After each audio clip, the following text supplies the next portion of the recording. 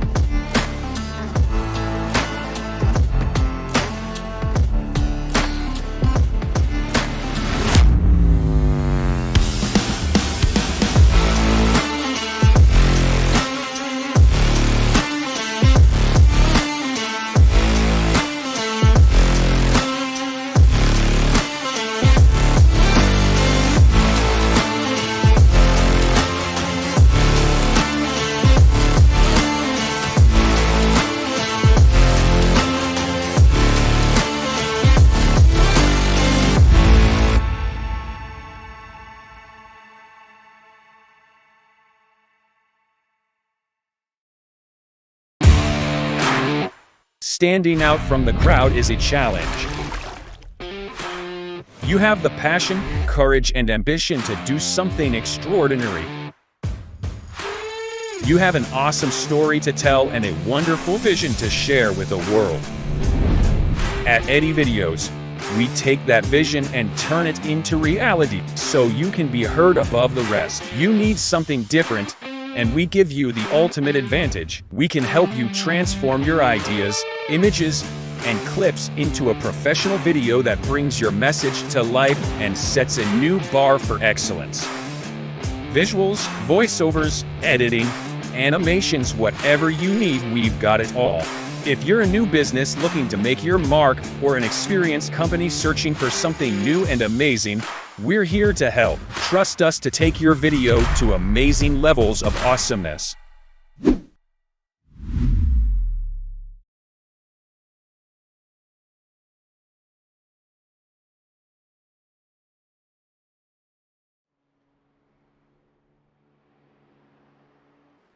Good evening and welcome to the JPB Clio Cup Round 5 live from Summit Point. I'm James Parfitt. I'm going to be here in the booth once more. The man returns from the golf course.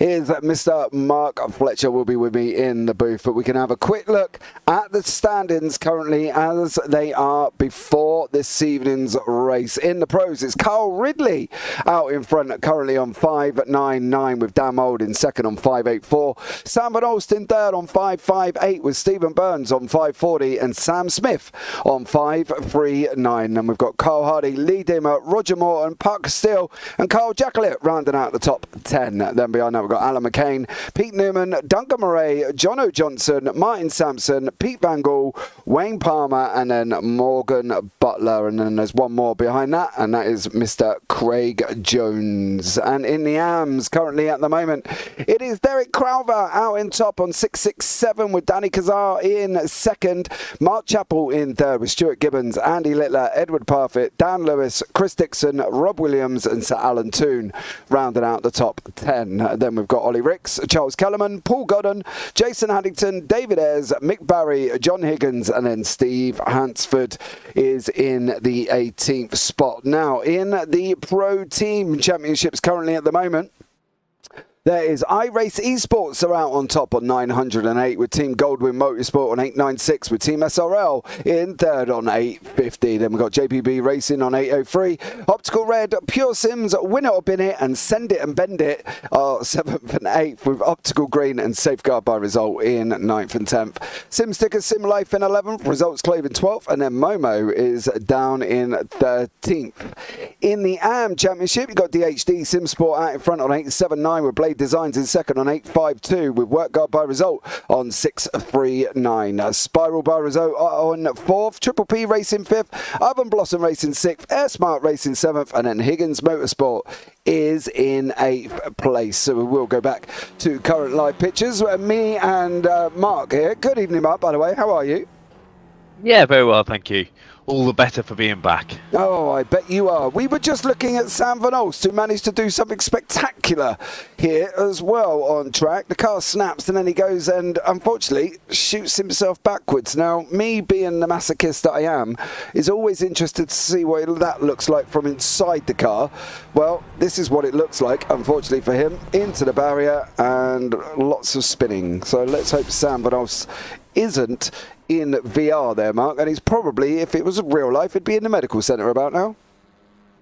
Yeah, that's. I think we're going to see that a lot here. Not many. Well, I don't think there's many gravel traps. But yeah, as soon as you catch the grass on the outside there, that car's going to spin very, very quickly. You can try your best to try and catch it, but yeah, that's not going to happen at all. Yeah, definitely not. And the Summit Point here as well is an interesting circuit to say the least, should we say. There hasn't got many corners on here and it's going to be a quick lap times. They're running around in 1:19.869s at the moment at the hands of this man, Mr. Pete Newman here. We were talking earlier on, Mark, where are we expecting incidents here? Because turn one, you've got the rush of 31 cars rushing down into turn one. That's got to be, surely we're going to be looking at a flashpoint at the beginning of the race. Yeah, hopefully they're sensible into that. As you can see, when we went on board with Pete, it's grass again, either side. As soon as you hit that, you're not stopping the car. But yeah, hopefully they're nice and steady through there. We then go into a really fast left-hander gravel trap on the outside. We'll probably see a lot of the guys take in that gravel there. As long as the car's straight, you've not got a problem. And then yeah, the big one, which is down into a tight left-hander, probably down into either second gear for these boys. There's a chance that yeah, we're going to be seeing a couple of sends into there. But it'd be interesting, that one. Interesting because these Clios don't have a lot of power. If you're on the inside for this hairpin that we're now on board with Mark Samson for, you're then on the outside for this right-hander, and it's so important to get in the camber of the car, or you're just going to get hung out to dry. So yeah, this can be interesting. We head through the chicane. Nothing really. You can go 2x2 here, but obviously as soon as we've just seen where Sam Van Olst went off, head up under the bridge into this fast right-hander. We're probably going to get one downshift, brake just before the start of the pit entry. And yeah, just hold on for dear life and push it out as far as you can as we watch Martin do exactly that. Yeah, I think this circuit is exciting. I do love this circuit. I think it brings great racing here as well, depending on obviously what the series you're racing on. Obviously, if you're doing an official, well, it could just be completely and utter chaos. But if you're not doing an official and in league racing, it's a different story. I think that's the interesting thing about Summit Point. You know, it doesn't come across as difficult, but even going here through Wagon when there's fast left-hander, it can be difficult, can't it? Because if you're not on the curb, like Lee Dima wasn't, you end up on that outside gravel. Yeah, and these guys now, you know, we're 5 rounds into this championship. You know, they've got to start looking at, you know, do I need points? Do I need to, you know, be a little bit more careful with where I'm trying to pass? You know, they've got to start thinking of the championship now. Then, yeah, obviously Pete Newman's doing that, but as we expect the Pure Sims boy to do, he, lucky at the minute is, head in the field. Yeah, he is. Carl Ridley is currently leading the championship on 5.94. He overtook Dan Mould after last week at Snetterton, of course. If you haven't seen that, you should go and see that, where we had the wonderful Adam Hedgecock stand in for Mark, who was digging holes on the golf course. Is that right, Mark? Yeah, and I think I was one of the only boys that went down and played golf that didn't get a tan because I was too busy in the trees. Oh, did it not go well for you then, Mark? Oh, we did it right. It's good fun. We play with a load of the guys from school, and it's just nice to meet up with them. We play every month, so yeah, it's nice to keep in touch 15 years after leaving school. Yeah, it definitely is. I don't actually see anyone that I went to school with, to be honest, but there we go. Partly because I don't live in London anymore, so, you know, the chances of me bumping into people are very, very slim. But we have got a nice tasty grid here. We've got 31 cars on track currently. How is this going to play in qualifying here, Mark? Because obviously, well, for Dima, it didn't go too well. Open quali, it's going to be tough, isn't it, to find a gap on this circuit? Yeah, I think Newman's going to go out very, very quickly. He'll want to get that car started. Just having a look, I think Dan Mould is first out of the pits. But yeah, I wouldn't be surprised if we're still waiting for people to come out of the pits by the time that the leaders come back round to start their first flying lap. So yeah, it's going to be looking in your mirrors, hoping you're not getting in the way of everybody, and yeah, try and find a little bit of space somewhere. A little bit of space on a very tight track with 31 cars. Doesn't seem to be very manageable for some, partly because of the fact that they're all just going to be out at the same time. I think that's going to be one of the things we've got to look out for here as well. As you can see, it will be, I think it's Dan Mould is not leading the front of the field, is it? It's not Mick Barry. Who's further up than that? Oh, is it Jono Johnson then? Jono Johnson was second. Yeah, Jono Johnson was second in practice. So yeah, he had that car automatically started trying to get out, and yeah, there's his gap that he wants. Nobody in front of him. So yeah, Johnson has wants to get his lap in quickly. Yeah, I think that's got to be the plan for anyone, right? They need to get out and get a decent lap in here. They don't have long. They've only got 10 minutes. Don't forget, we've got a top 10 reverse for race 2 and a top 20 for race 3. Race 3 is going to be somewhat I don't even know what the word will it be for this week, Mark, to be honest, at this very tight circuit. It's either going to go one way or the other, isn't it? It's either going to cause absolute carnage into turn 1, or they're all going to kind of work themselves out. But hopefully we get some good racing. This championship's been fantastic to watch. If you've watched every round, you know, we've had a couple of incidents. We haven't had many, you know, compared to, you know, how many drivers haven't raced together this year. But yeah, it's been fantastic. So hopefully that carries on as being. Yeah, sorry, Mark. I thought there was more to that sentence then. Yeah, and me. Yeah. Where was you going with that, Mark? You just kind of stopped there. Because I've just realised that the start and finish line is actually after the pit exit. That's why we're seeing times come in already, when in theory they haven't completed a flying lap. Yeah, I did notice that myself, that they haven't actually completed a flying lap, and this was going to be the first one. But as you say, it's after the pit entry, so yeah. It generally just caught me off guard. I looked to my right where I have all the time in, and I was like, why have they got times already? Have I completely lost the plot? Yeah, you haven't just lost a minute and a half of your life there, Mark. I promise you, it was there. You didn't black out.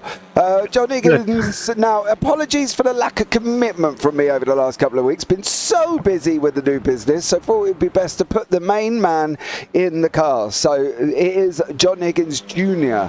in the car this evening, not Senior. So Junior has taken over the car. I didn't see an issue with it. It's fine. There's still a car on track there as well. You know, hopefully we'll see you back on track soon, Mr. Senior, because it'll be good to have you back on as Jono Johnson goes wide in turn 1 there.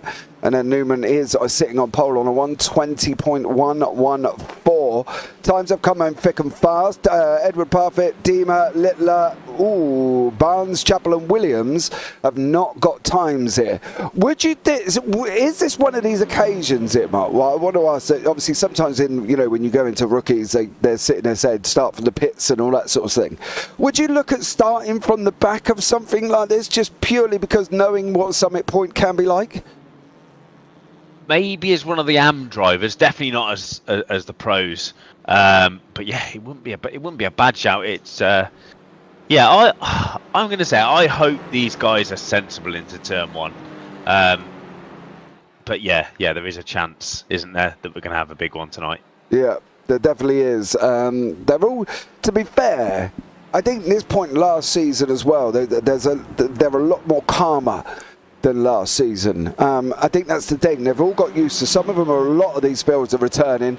The likes of obviously Vinolst, Ridley, Bailiff, who else? Smith as well. Some new drivers there generally as well. But everybody else has kind of come together and been together a few seasons now. So they should be able to recognise how each other drives and who's going to go and torpedo them, who's going to send them off, who's going to be doing lots of other fancy things that they really shouldn't be doing here as well. But I think at the end of the day, this has been a pretty clean season considering the fact of where we've been with it. You know, we've been to the likes of Snetterton, we've been, you know, on other really small tracks this season as well. And I think for the fact that they've managed to hold on and do well at these tracks, I mean, it's been a good season so far.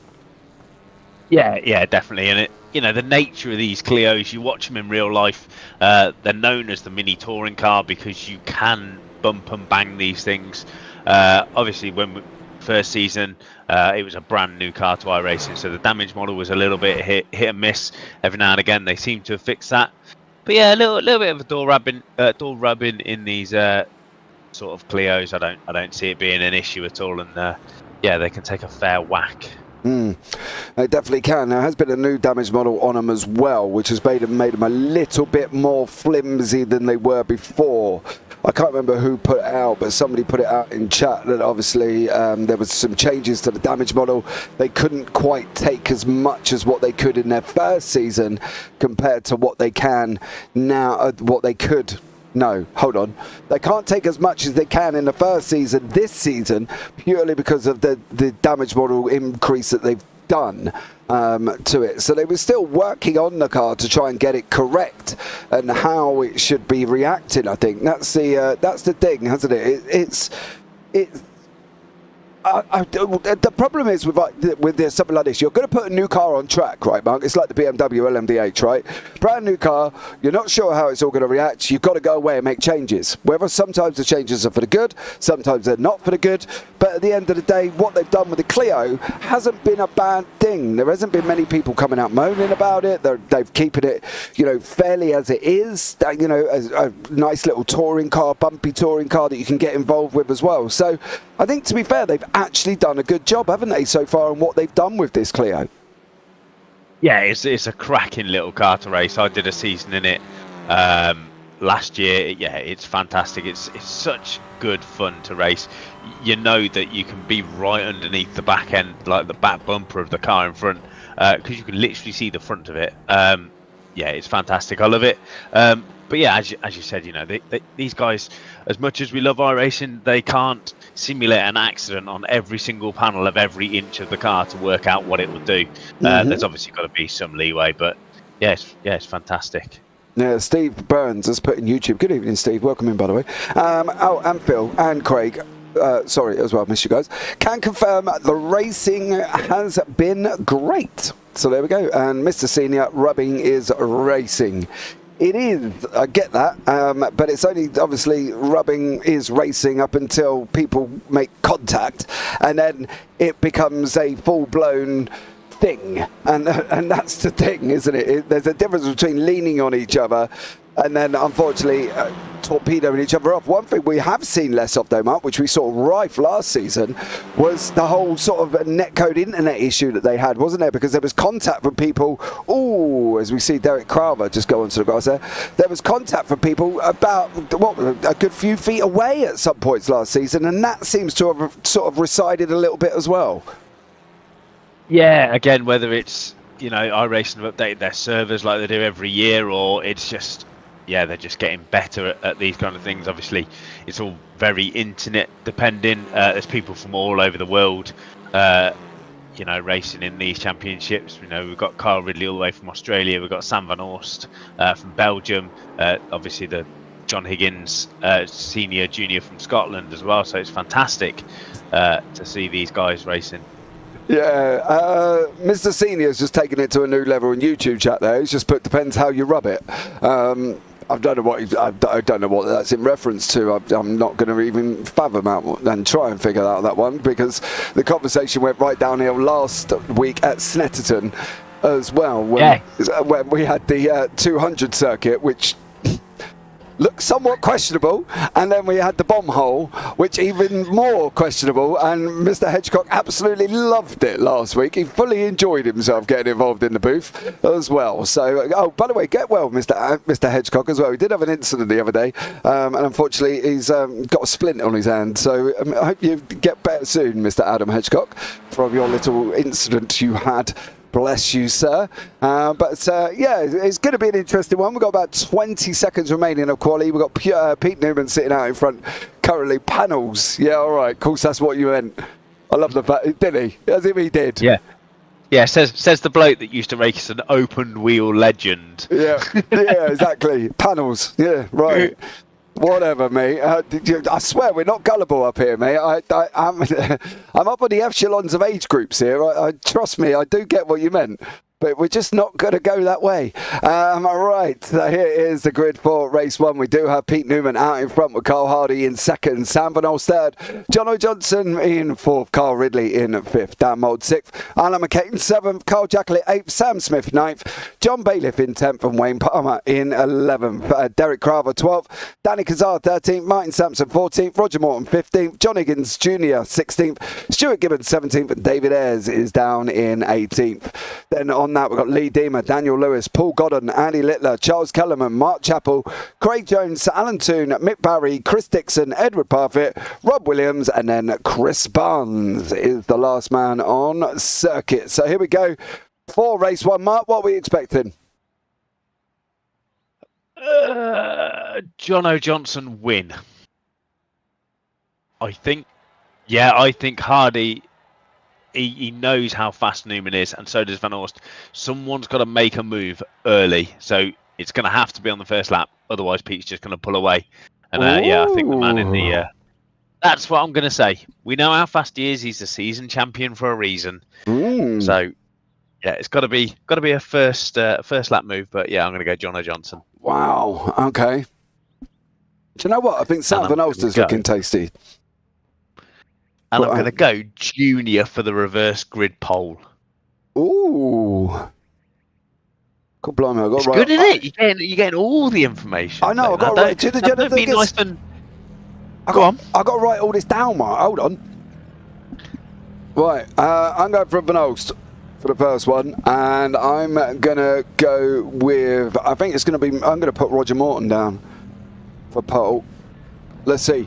Right, lights are coming on. Here we go for the first race of round 5. Live from Summit Point. The lights are on. We are underway once more, and it is Pete Newman out in front from Carl Hardy, from Sam Van Olst, from Carl Ridley. There's movements in the back there as well, and there's Mr. Derek Crowther going side by side. Look at that stream of Clios coming down into turn 1. I'm very, very hopeful here that we're all going to make it through. Let's see how they all get on here as well, and everybody, Mark, is through successfully.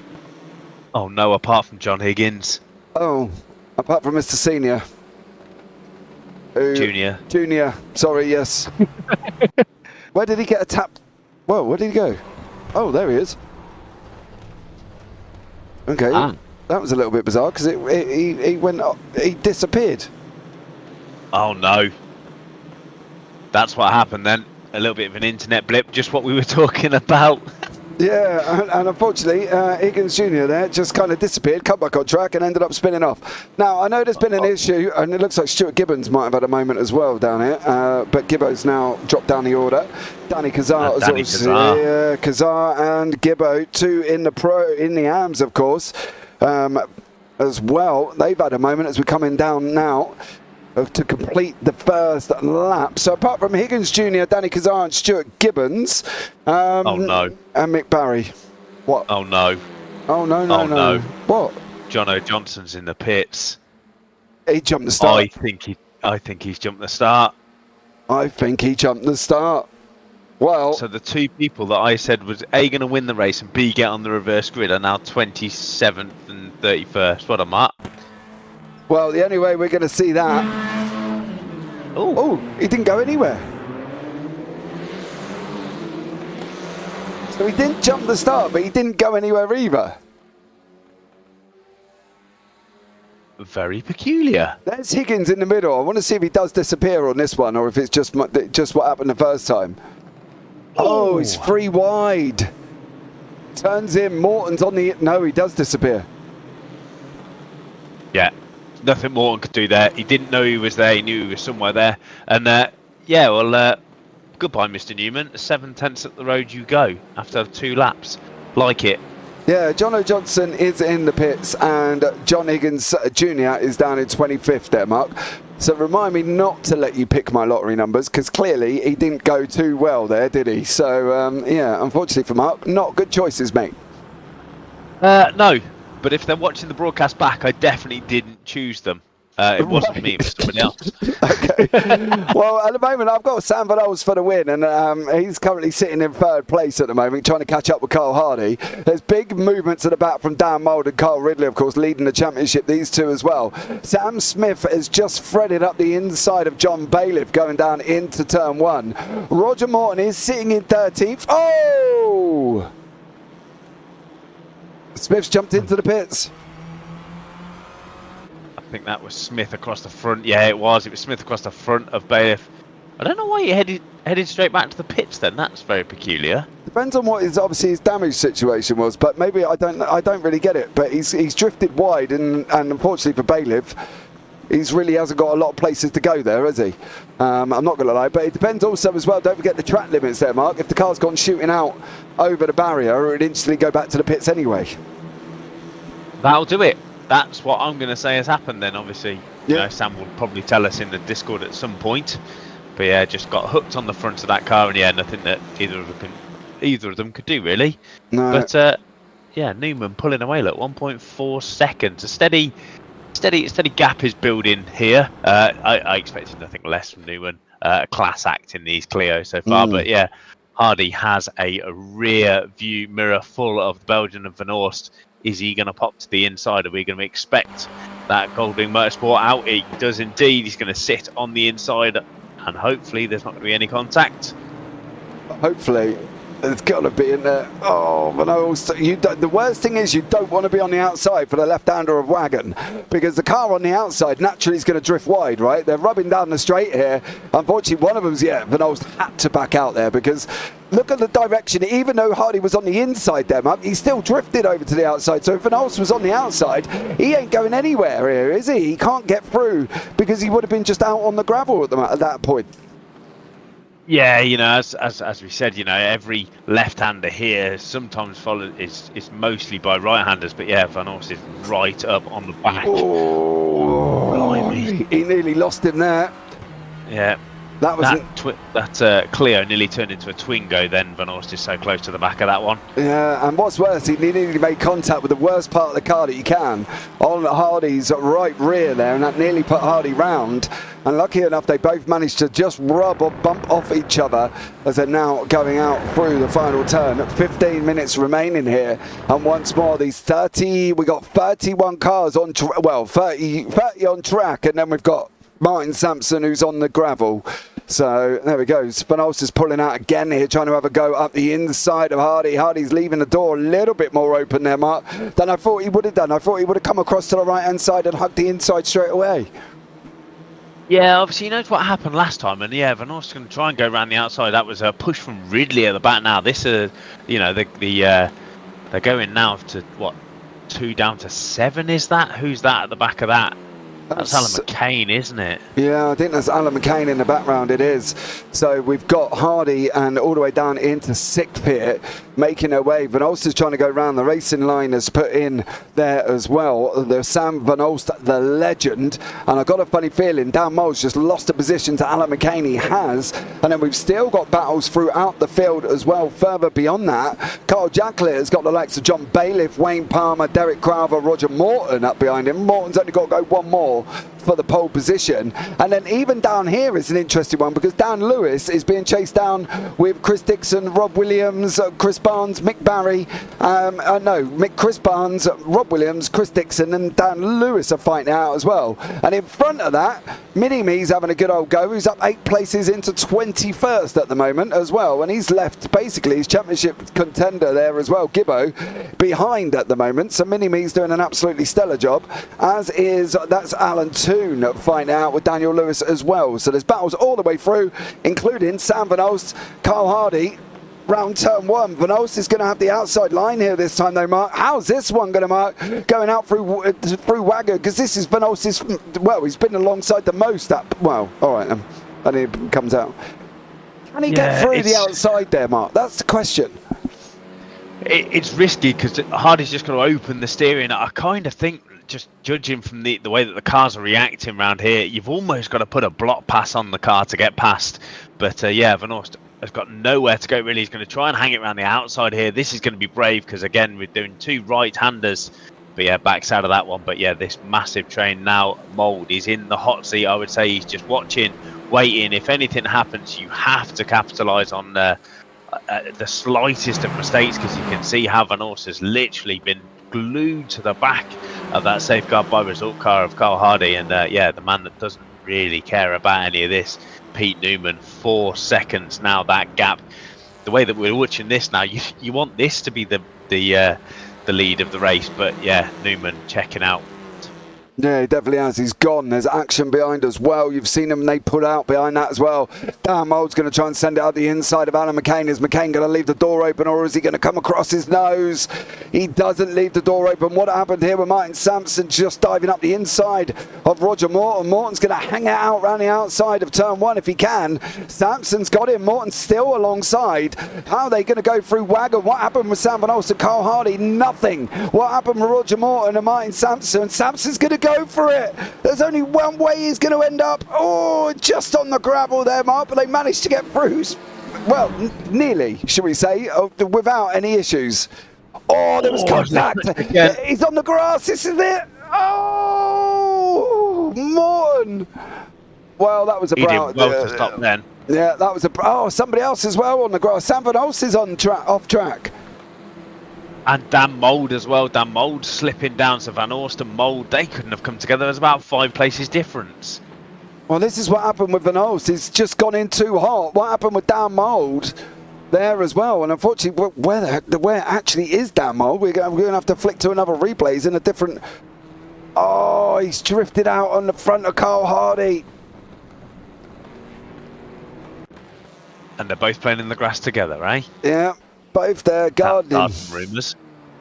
He definitely could do that, Mark. Let's not start that off. That'd be an interesting one. Kyle Ridley's just sat there going, yeah, thank you very much, boys. Goodbye. Yeah, that's he's done a stellar job, hasn't he? He has. Yeah, I think he was sort of 4th or 5th, wasn't he, coming into that. Obviously, it's a shame that just tried to outbrake going into that hairpin, but yeah, just ran straight over the grass. Nothing that they could do, as you see everybody going ever so slightly wide using that gravel trap on the outside.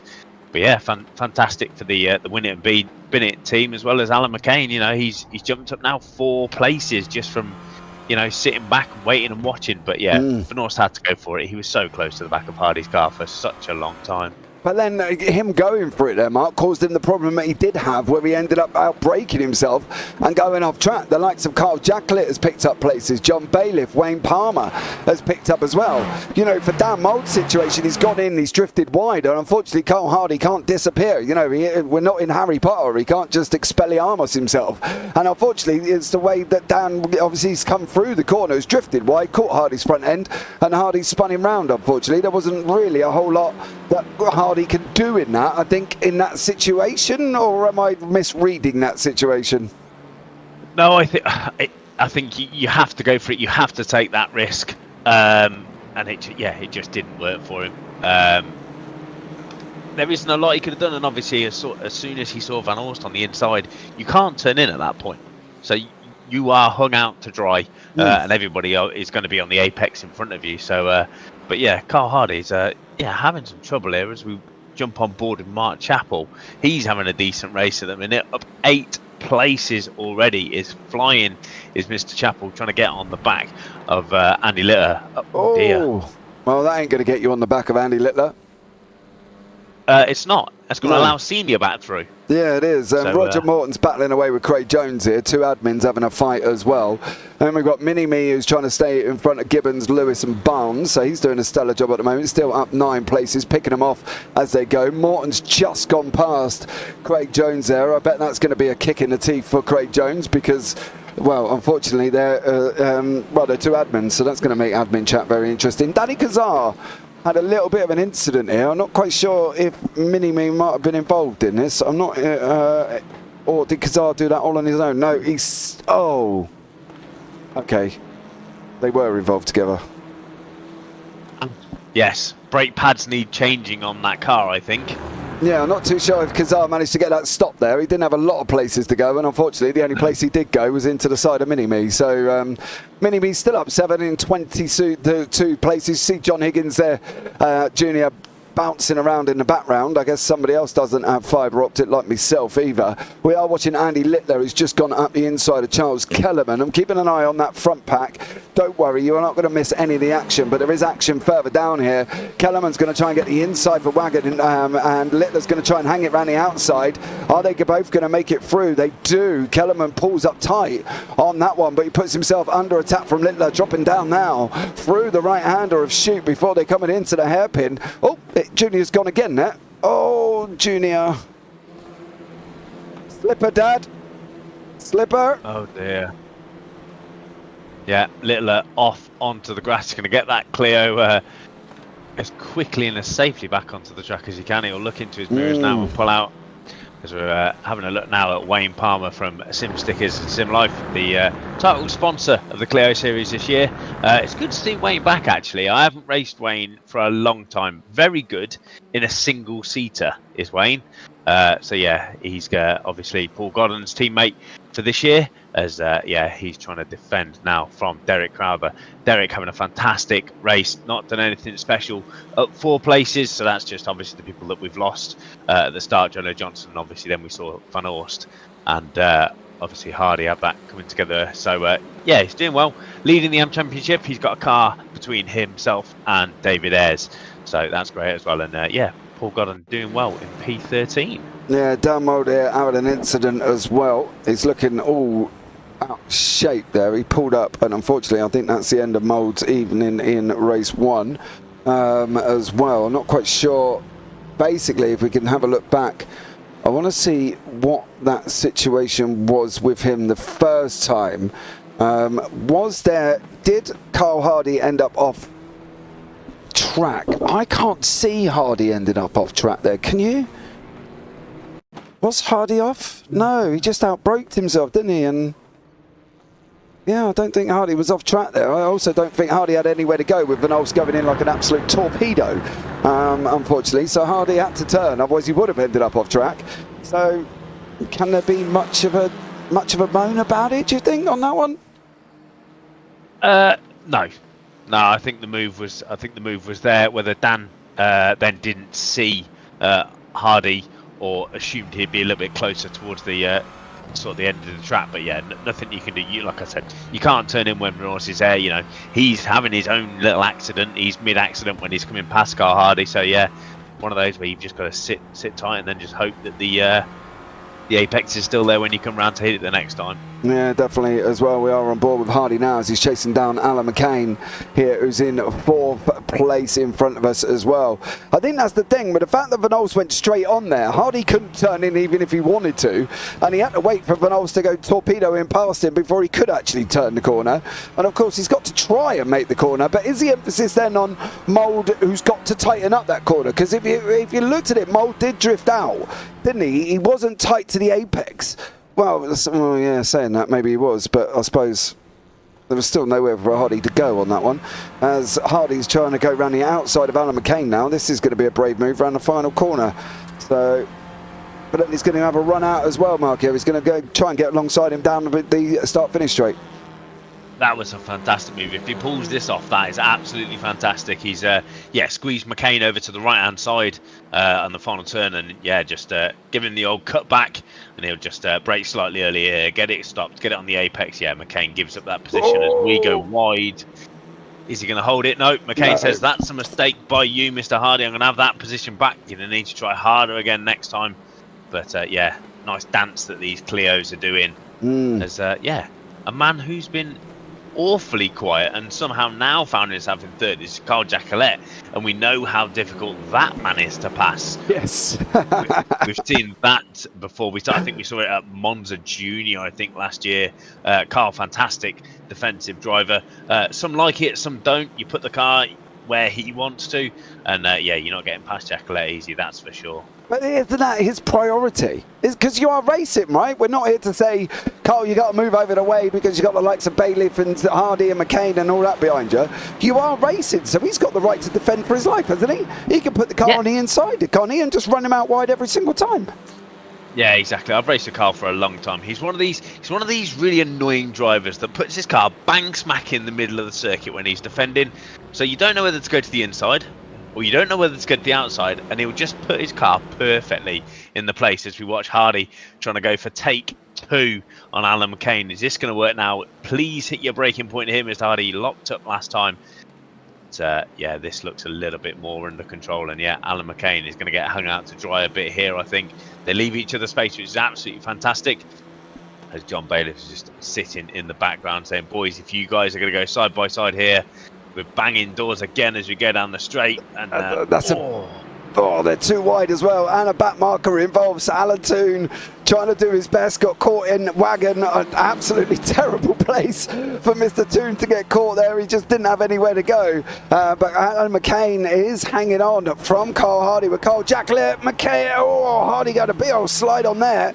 Manages to keep the car. He manages to keep Bailiff behind him. Wayne Palmer's in the mix. Crowther's in the mix. Sampson's not too far behind. Neither is theirs, and neither is the recovering Van Olst as well in the background. Mind you, we haven't got long left. We should be, if I'm not mistaken, coming around taking the final lap of the race here with Mr. Newman. This is going to be the final lap. They've got 1 minute 10. They're doing 1 minute 19s. So Barney should be waving, and he is there as well. So Barney is waving. So these guys have got one more lap to get this sorted out here as they're coming around on the final corner. This could be anyone from literally 4th down to 11th is in this train. Palmer's trying to pull out. You can see the cars there as well. Bailiff's trying to stick his nose out alongside Hardy at the same time. He's trying to defend from Palmer behind. Then you've got Martin Sampson, who's outbraked himself. Just how did he miss anyone?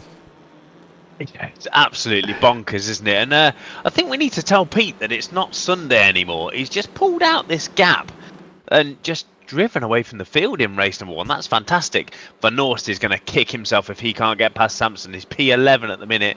And obviously, as you've all of you seasoned guys who've watched the Clios from the start, top 10 is a reverse grid, but he's trying it at the inside. And that's... he's bullied him. He got his elbows out on Sampson. Too much, do you think? I like that. I think that was very good. He knew he was there. It's one of those moves where you give the guy the option to turn in. If you turn in, I'm already there. But Newman, look at that, out the last corner, the Pure Sims esports car. Practically in neutral, that man now, isn't he? Just nice and chilled. Comes over the line. Yeah, takes the victory here as well. Jacquelet does an excellent 3rd place here. A stunning run from him. Then we've got Derek Crowther in the arms, who is going to extend his lead, of course, once more. And then David Ayres, who's had a stellar drive, is in 2nd. I know David's had some PC issues here at the beginning of this season. Paul Godden's going to come across the line in 3rd, as we see the amount of cars doing the leap of faith here. And then John Higgins Jr., who, of course, got himself involved in some little ta-ta-tas. Unfortunately for him, didn't get past P16. Started basically where he finished. One of the few men that did actually start where they finished. It was only Newman, John Higgins, and Andy Littler, who there started where they finished as well, as Mini-Me and some more little internet issues. That's our pigeon internet, I'm afraid, as well, while Dad's broadcasting and Mini-Me's driving.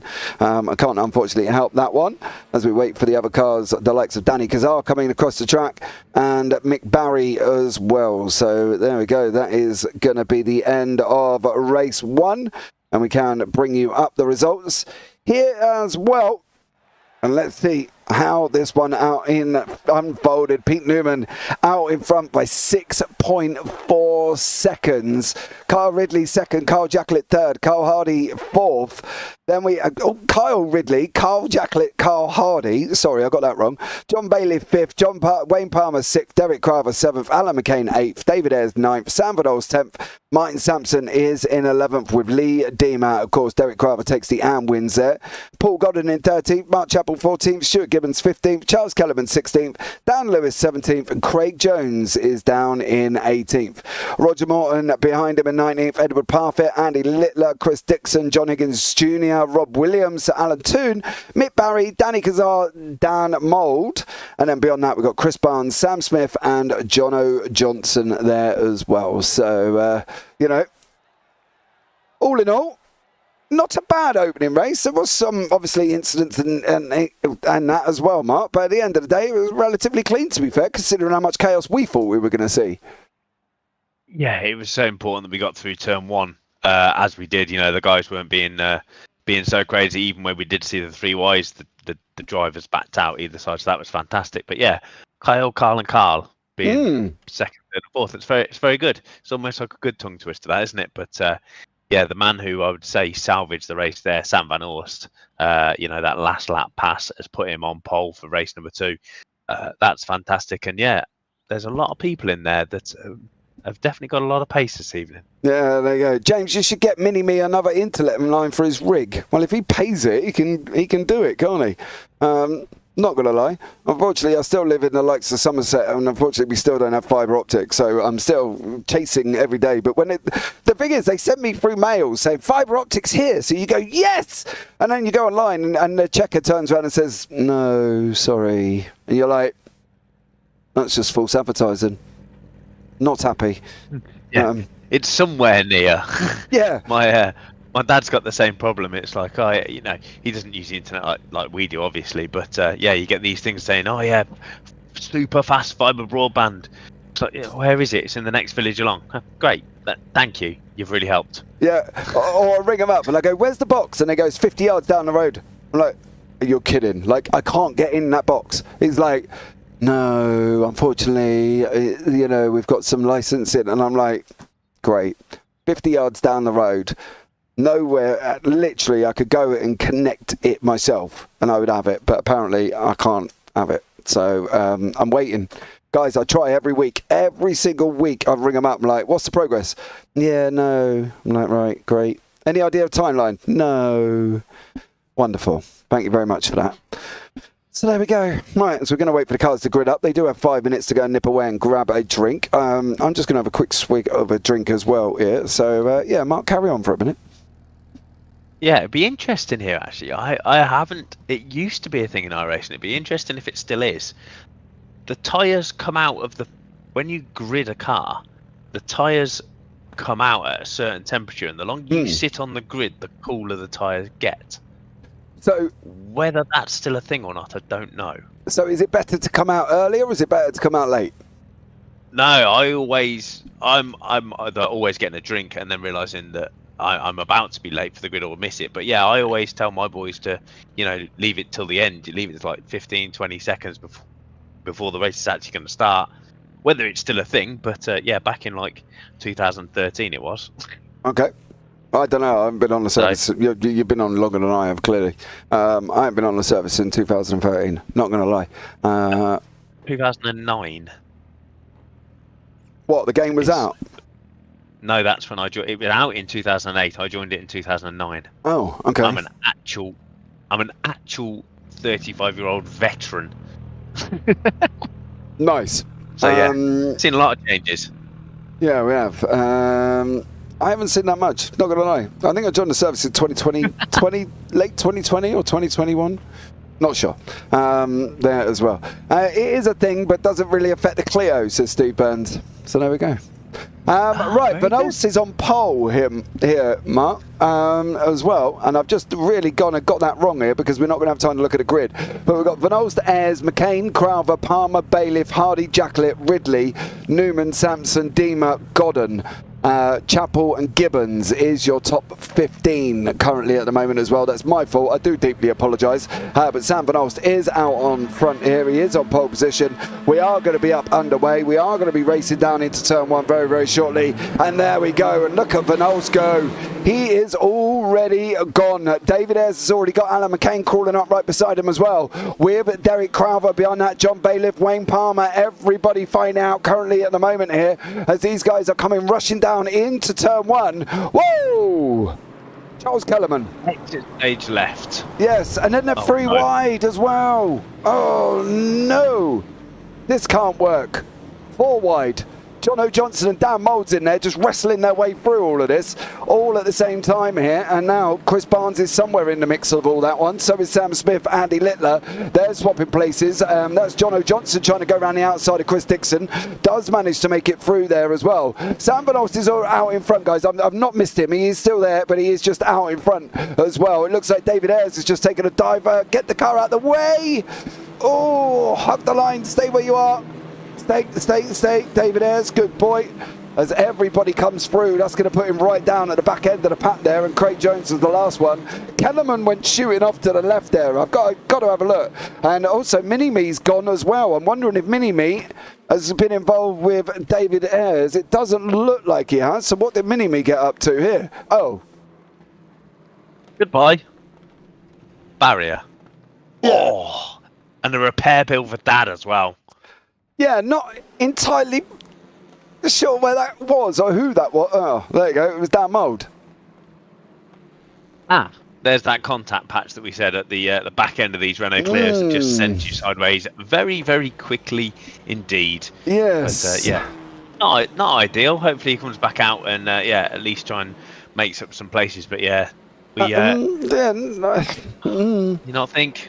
They get a fast repair, don't they? Yeah, they do get a fast repair, but he's obviously towed back to the pit, so he's clearly just got to go in and get his fast repair, come back out. But it depends on what the tow time is.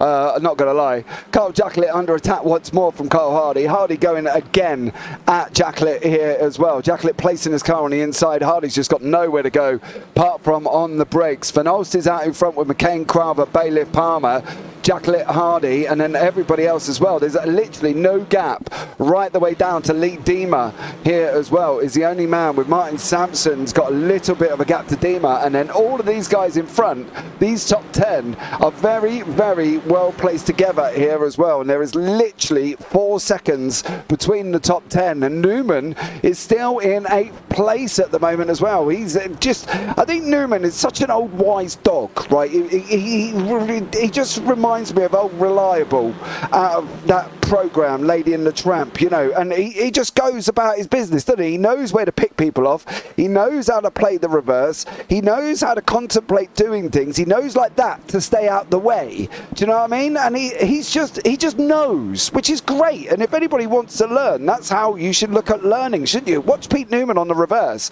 and then maybe some drivers will stop getting so stressed about being punted off all the time. Yeah, it's it definitely years and years of experience. That is, you know, we saw it with who was it last year? Arthur Thirdle as well. Very good at coming through reverse grids, just picking their time. It's such an art to do, to not, you know, 20 minutes isn't a long race in the grand scheme of things when you think on the service we do up to 24 hours. But still, it's just the methodical way of driving through the field, keeping your cool, going, right, okay, I need to get past, but I'm not going to put myself in any situations where there's more than a sort of 60% chance that I'm going to come out at the worst of this. So, yeah, fantastic from Pete. And, yeah, it may not be the quickest on track at the minute, but he's faster than anybody around him. So, yeah, that's great. But that's the thing. It's how cool and calm he is, isn't he? You know, you can always almost call him the Iceman. However, he did make a mistake on that last corner. He's now under attack from Hardy. Hardy's surely got to go and try and dive that inside line, hasn't he? He can't get any closer, even if he wanted to. If you're going to leave it that late, mate, you're going to have Ridley kind of make the most of it instead. Oh, there's going to be... Oh, how did they manage that one there? The Hardy left that so late. there as well. Jono Johnson's trying to come back through the field. We've got Senior behind him and Mould in front. Currently at the moment, I believe that's Mark Chappell out on the right-hand side. Chappell's going to have the inside for Wagon as they're coming down now. Chappell is on the right. He does run up that inside line. Can just open up. I think Jono Johnson's just got too much pace. Runs around and makes it work. But Chappell's not going to give it up there, Mark. He's going to have a good old go down into the hairpin. Yeah, they'll be on the inside, but Johnson will have the inside then for the two right-handers, so he's just got to stay there and hope that Chappell doesn't open the steering. It's not Chappell he's got to worry about, it's Jono. It's Junior, isn't it? Junior here in the middle of them. No, and Junior spins Higgins. Facing the wrong way. Oh, and he's all over the track there. That'll be a slowdown for sure. Junior is all over the back of absolutely everybody here. He wants to make these places up, and yeah, excited is what we'll call Junior at the minute. Yeah, I think Mr. Junior here. Can you go and have a word here, Mr. Senior? Get the old slipper out, son. He seems like a man possessed at the moment, doesn't he? Yeah, obviously, Dad's in chat. He's obviously recovering the repair bill, so yeah, Junior's not too bothered by that. He's putting that Clio where he wants to. He's gonna go round the outside. This is gonna be fantastic if it works. Which no, it didn't. Morton just no, not a chance. No. Try again. Yeah, David Ayres is going to go nip up the inside of Alan Toon here. Tooney gives him room, and he nips. Oh, he doesn't nip up the inside there. Tooney does block them off a little bit. Mini-Me's back out on track. He's just in front of these two, which is great. He didn't come out in front of the traffic and dealing with everybody else up front, because that just would have been absolutely horrendous. But he has been a lot better. He drove his socks off last week, bless him as well. Did an absolutely stellar job. Carl Ridley coming through, and that's not me propping him up. He is my boy at the end of the day. Got to give him a little bit of love as well. So Wayne Palmer, John Bailiff, these front guys are not very far apart here. This could be a nice little tidy battle. We've got two with Van Olstad in front currently at the moment. McCain, Crowther, Bailiff, Palmer, Jacqueline, Newman. Newman again is still making up places here, Mark. He's up 3 places, but he's playing the time, isn't he? We're only 6.5 minutes in at the moment. He's got 14 minutes to make up places. Carl Jacqueline decides he hasn't got any more time in his pocket, and he's trying to have a go at Wayne Palmer down into turn 1. Yeah, and I think when we saw Newman and Hardy battling, well, Hardy practically pushing the back of that Pure Sims Esports car, it's does he know that Newman is faster? So is he going to follow him? But look at that, Newman just putting his car where he needs to. That's Jacqueline going past Palmer, as we said. So Pete Newman obviously wants that place, and he's headed to the inside of Wayne Palmer. That's going to be another position gained. Oh, as Wayne Palmer turns in across the front of that Pure Sims car, they were lucky then not to make contact at all, but Newman is still there, still alongside is Newman, and away we go. That is move done. He'll move over off the apex. One more position gained. Yeah, definitely did. Newman now making his move up into 7th at the moment. Goes past Carl Hardley this time. Carl Ridley still having a go here as well. Jono Johnson still trying to come back. Godden's got in deep there. That's going to allow Jono Johnson to have that inside run around the carousel as they come back around now, out through the S's. It is going to be job done, unfortunately, for Paul Godden. You can't go in deep and expect to recover. And Jono Johnson, not with the likes of Jono Johnson behind you. Palmer's still defending, but now he's got Pete Newman, the defending champion, behind him. Van Olst is still out in front with McCain about half a second. Crowther's got about half a second as well. Newman's now going to be pulled out onto the right hand side. He's going to have a go down into turn 1 over Wayne Palmer. Newman on the left in the blue and white Pure Sims. Palmer on the right in the red and white Simstickers. Who's going to make it through? Palmer's going to go in hot here. He's gone in deep. He's going to try and run him around the outside. Currently at the moment, Palmer's not giving this position up. He's going to have a go. He's going to hold the inside for Wagon. Now this is where Newman's got a choice in now, Mark, isn't he? Go for it or back out. Yeah, and I think it was Palmer that backed out of that. Then he knew Pete Newman was there. That was fantastic. That was slam on the anchors. He lost 3 places doing that. Yeah, it's that car right is what he'd have heard as he started to turn in there, and then obviously didn't fancy wiping anybody out. So yeah, fairly clever sort of way to do it is just obviously stand on the brakes a little bit less than he did, I think. But Alan McCain, P2, great race here, just up the 1 position, slowly making the way. As that's somebody going off in the background, I think that is Bailiff. Yeah, so Bailiff for the Win It Bin It team. Obviously, we know last round that they had a bit of a switch around, but yeah, Van Aerts not doing what Newman did in the first race. 7 tenths or 6 tenths of a second the gap, so yeah, that's enough to know that he's pretty much safe. But yeah, man who's doing really well here, the Blade Designs guy. You can see that orange car sitting in P number 3. That's the 167 of Derek Crowther. That's your top amateur driver. Obviously, these guys know they have to capitalise when they get a good reverse grid, as Derek did in P number, what would that be? P8, I think. Yeah. He basically would have flipped for P8. I think he would have been in. So fantastic. yeah, he made the most of it. He's leading the championship as well. So he's doing an absolute stellar job. Obviously, whoever wins the championship goes up into pros, as Craig Jones did. Unfortunately, Craig's not been on track for the last few weeks. Had a bit of a busy time at work, and unfortunately, he's now struggling down in 25th place at the moment as well. So Craig Jones he beat Roger Morton in the first race. I'm sure I'll hear about that for the next week or so in admin chat. I'm not going to lie, as these guys will have this banter back and forth.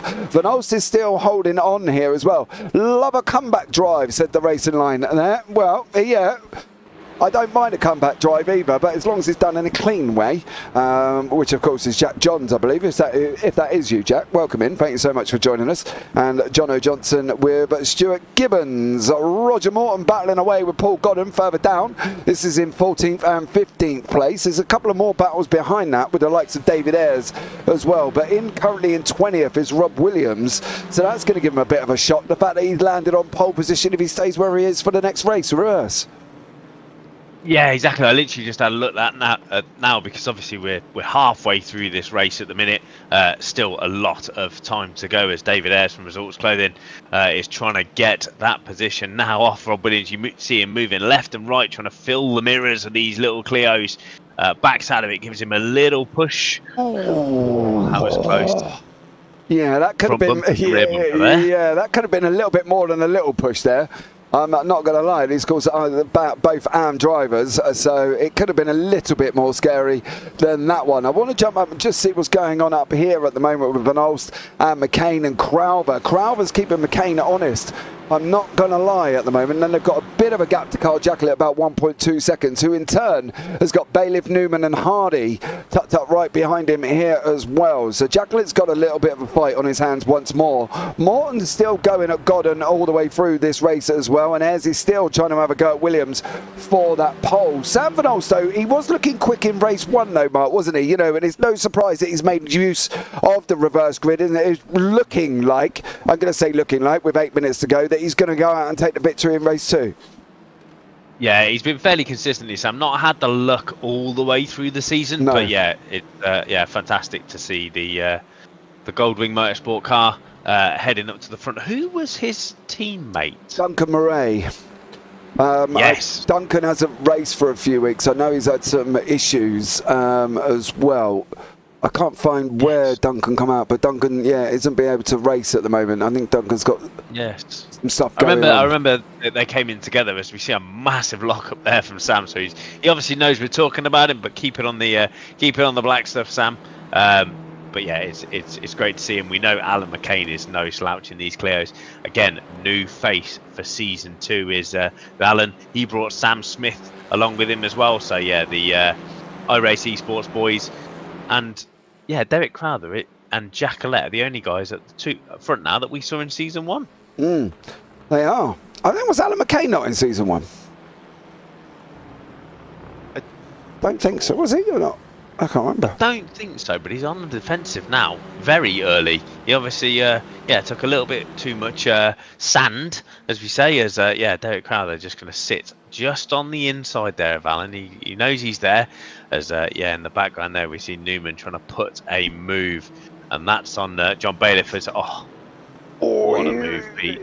He's forced his way through. He's pushed Bailiff off that inside line round turn 1. Bailiff's going to have the run now up into Wagon currently. Can Bailiff hold it as well? Is Newman going to hang it out? He's not going to give it up. He's not going to give it up. Bailiff can just open it up a little bit, which he did do, put Newman on the kitty litter. Newman's trying to take, well, almost looked like he took the shorter line there. He's now nipping up the inside on that run down shoot into the hairpin to go. Bailiff is going to try. Newman's got to go and go round the outside, the long way round. Bailiff's giving him no room. He's no room. He's squeezing him like an orange. And Newman still makes it through, regardless of the fact that he nearly got squeezed out onto the grass there as well. And Bailiff tried hard, but didn't have anything to do there. Newman still made it through.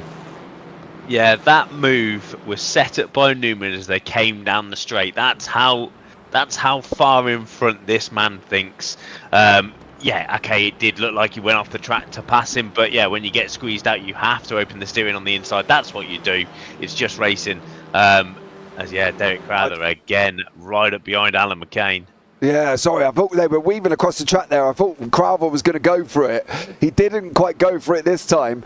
Bailiff still having a go here as well. He's still trying to go round Newman. Hardy still trying to get involved in that one as well. Jono Johnson and Dan Mould are running in unison from the SRL boys. There they both are together once more. But Newman is now trying to have a go here over Carl Jacklett as well. And Jacklett is up the road, but he's still not dropping Bailiff and Hardy. Bailiff still giving him some competition as they're coming down into the chute now. The right-hander, there they go. Bailiff's got to be trying to look for the inside line. You're not going to get it off Newman. He's going to leave you about an inch and turn you to turn around and stick the Clio in it, because you ain't going to get through there. Is he really? He's a wily old fox. He's too wily to know that Bailiff was going to have a run down into the hairpin.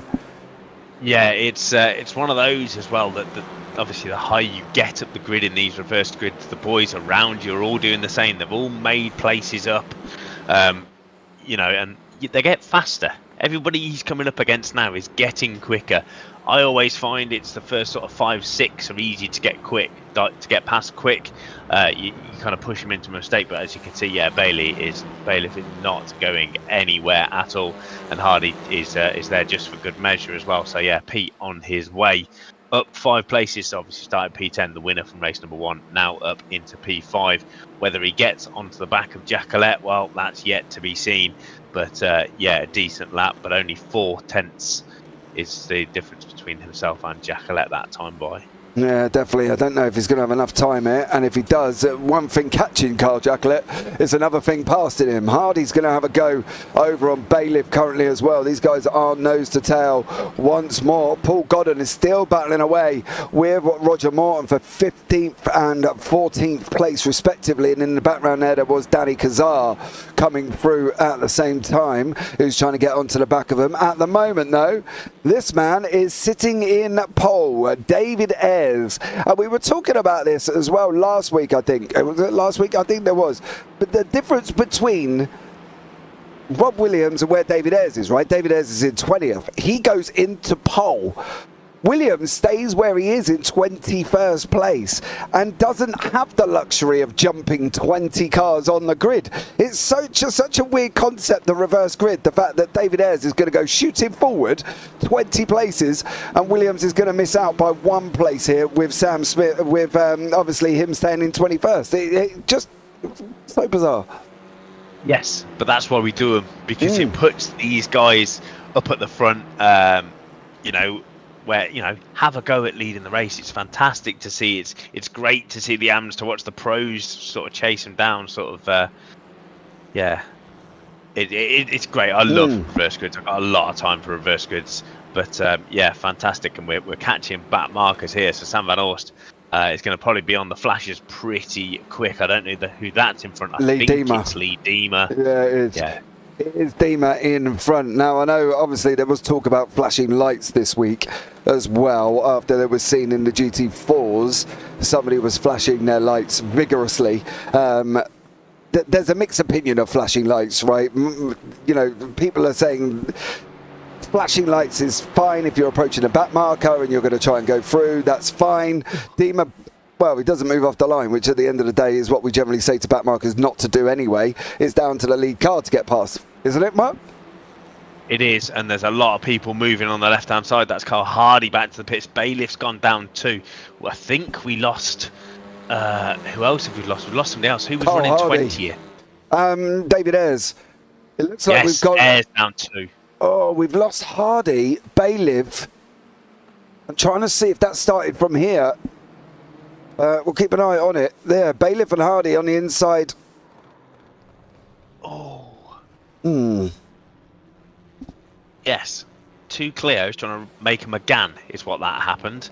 But yeah, a 1/10 of a second now. Sam Van Orst is not getting away, but yeah, Lee Diemer is in the wrong place at the wrong time, unfortunately. But this is going to be interesting. So as you can see, Alan McCain on the lights.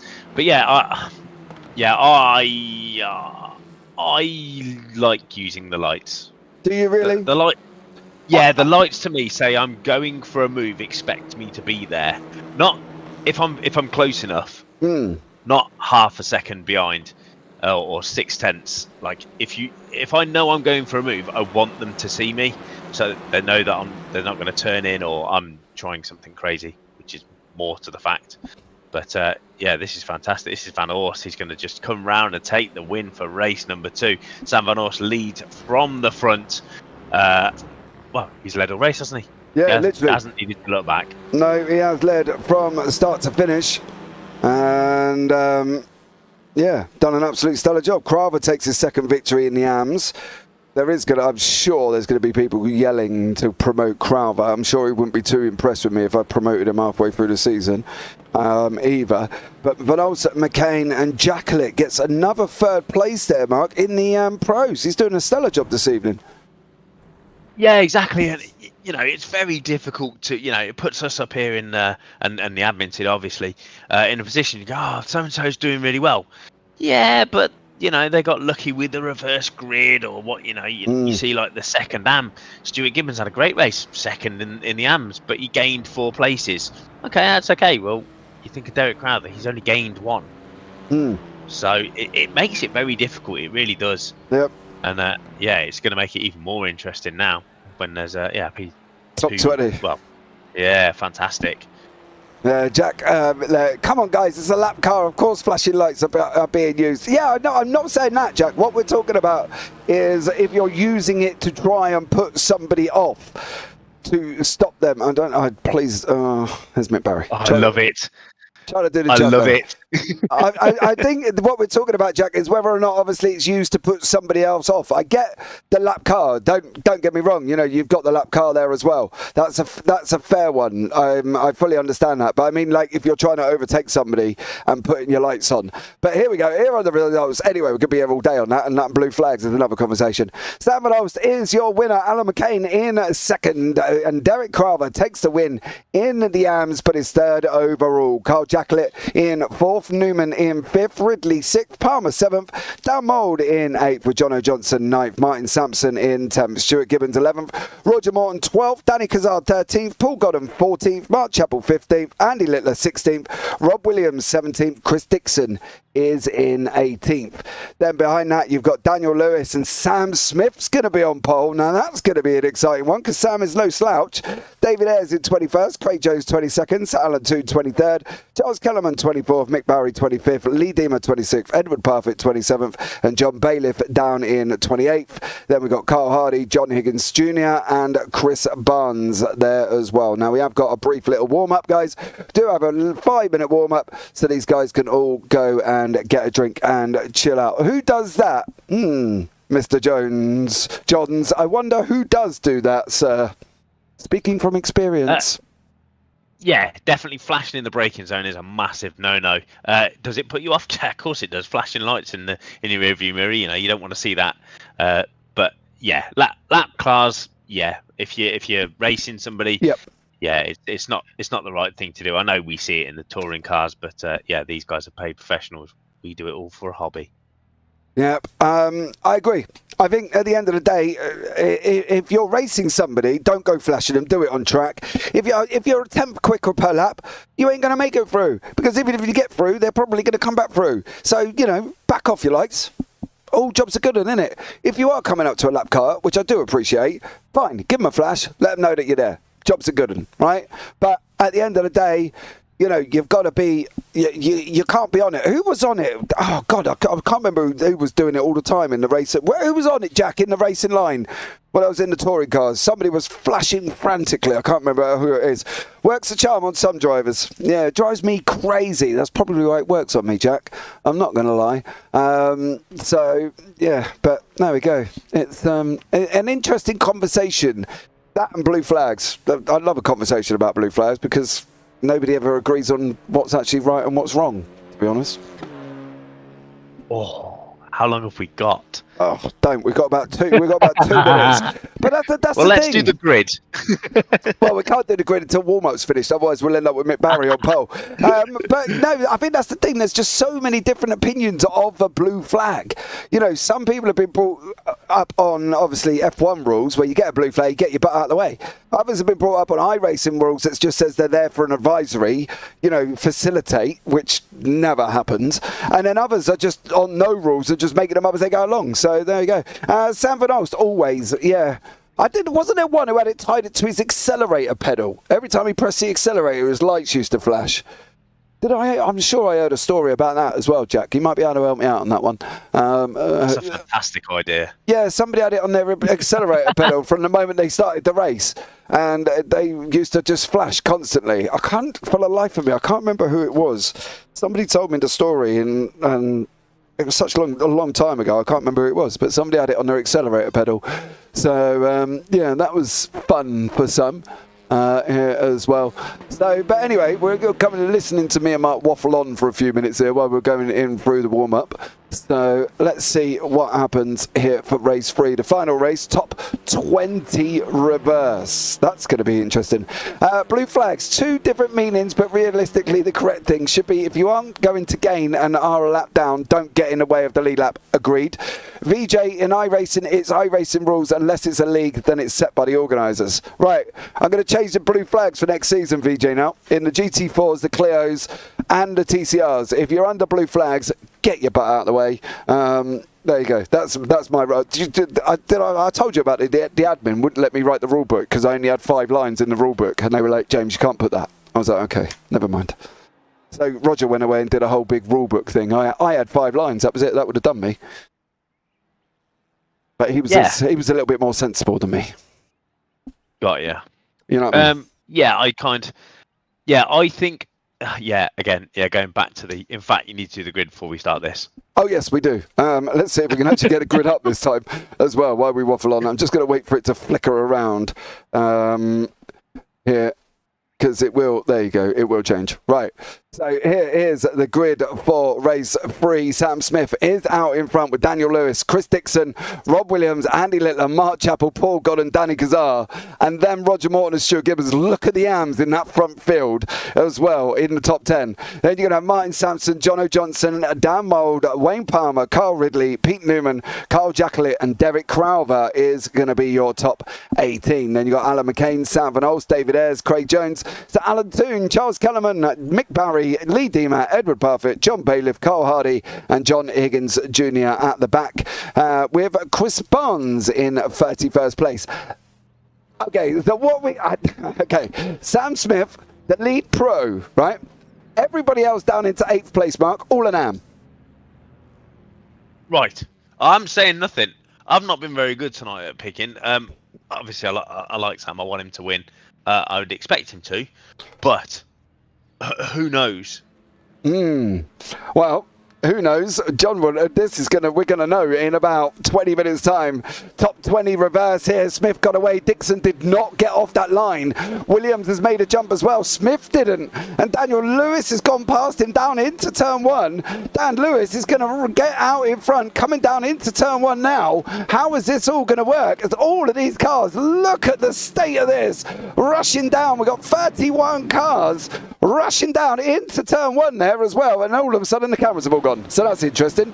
Lee Deemer and Mini-Me has also been involved in a little bit of a ta-ta-ta. They're on recovering here as well. Did Deemer just go in too deep? Yeah, I'm not entirely sure. Oh, Mini-Me's blinking. All right. That's a fair one. What happened here with Dima? He's checked up. Mini-Me goes in too hot, and a big dose of netcode spins lead Dima around, unfortunately. But he does allow him through. But Sam Smith is back past Daniel Lewis and out in front currently at the moment there, Mark. Apart from that one little incident of David Ayres looking like he's just had an incident as well. All fairly clean. Yeah, and who's that moving down fairly quickly? Our timing sheets are going absolutely bonkers here, I guess, because they're so close. That's Kellerman off again this evening, and yeah, Mick Barry, yeah, sub-optimal. As we look at Chris Barnes, he's on a little recovery drive already, and we look like we're losing Alan McCain as well. He's dropping down the order. Yeah, we've had Mould. I'm not... Oh, that ain't going to work, mate. oh, That's... Oh, beautiful. Look at that. Okay, a suboptimal entry. So suboptimal, but there's a few people. Jono Johnson has gone back to the pits now as well. It looks like Jono Johnson has had a bit of a mare one as well, but Sam Smith, Dan Lewis, Danny Kazar, Mark Chappell, Rob Williams is in that mix as well. Paul Godden is trying to get involved in it as well. We've got Carl Jacklett sliding down the order quicker than me pushing my daughter down a slide at the moment, and he's all the way down in 19th currently here as well. There's a lot going on in this. Whoa! This can be a big one. Who was that? Ooh. Oh, what up? Was that Gibbo? Oh, he's hit the grass. Oh, no. Oh, no. Oh. He can't stop. You can't stop it. Newman's in there. No. Look at that back right-hand wheel. That's not facing the right way. I hope that's not damaged Newman's car. It does look like it has. Yeah, Newman. Suboptimal. By the look of it. Yeah. Do you like that? Do you like that wording? I did like that wording actually. Now I was quite impressed with that. I'm kind of loving the suboptimal. Oh my God, it's all just going off here in race 3. Who's got on the grass now? That's number 13. That was Paul Godden. Also off the grass as well. They're literally nearly trying to go 4 wide. We've got Mark Chappell involved. My timing screen can't even keep up at the moment. There's people sliding down the order like absolute crazy here as well. Williams is battling it out. That's Vanol's trying to come through. Believe it or not, Vanol's is up 13. He's sitting in 7th place at the moment. Here at the moment, he's just about to gone past Robert Williams there as well. They're going to be a little bit of a door banging together. They're through. Crowther has made a move through as well. Mr. Mini-Me's up 12 places with Bailiff, who's up 14. So there we go. That's Mini-Me having a battle, and he's got Lee Deemer and Salah Alan Toom finding out behind him once more as well. So he's gained some positions here in race 3. This is definitely been an interesting one. I'm not going to lie here, trying to keep up with all of this. Yeah, absolute bonkers start, and yeah, we also a big loser, as we saw. We did see his car grabbing. Newman did get it back to the pits, took his fast repair. He's back out, but down in 21st. But yeah, Paul Godden always in the thick of things here in race 3, isn't he, Paul? Normally starts towards the front, and yeah, he's got Dan Moll behind him. So yeah, I'd assume that Dan's going to go past. He is indeed. That's going to be on the inside. And yeah, that is Dan done, and that's Chappell into the pits. What's happened to the HD Sim Sport driver? Is he serving a drive-through? No, he's stopping. Morton stopped as well. Ah. Okay, very bizarre. They're dropping like flies here. I know. Morton's in the pits here. I think we've lost Hardy, Jono Johnson and David Ayres, if I'm not mistaken. Senior didn't take to the start there. I don't know if Dad's gone in and clubbed him one. I don't know what's gone on in the Higgins household. Danny Kazar is fighting out. Sam Smith's already gone up the road. Daniel Lewis is putting on a stellar job. I'm not going to lie. But Danny Kazar last season was a pro here, Mark. So we're used to Kazar's pace currently at the moment as well, aren't we? So it's no surprise to see Kazar up there at the moment as well. Yeah, he's done fantastic this year as well as Danny Kazar. Yeah, to be fair to him, yeah, it looked like he struggled a bit last year, but yeah, flying as an am now, it's fantastic to see. You know, there's no shame in being dropped down in division. You see it all the time. But yeah, the Hillwood Autos car here for DHT Sim Sport flying away in second. But yeah, a man that we thought would check out and well has.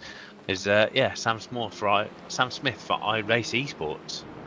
he's gone already. It was Sam Van Olst. He did it in protest of Duncan Murray receiving a race ban from penalties. Oh, okay, so that's why he set his lights on his accelerator. Those AMs going to be sweating with that pack working through them.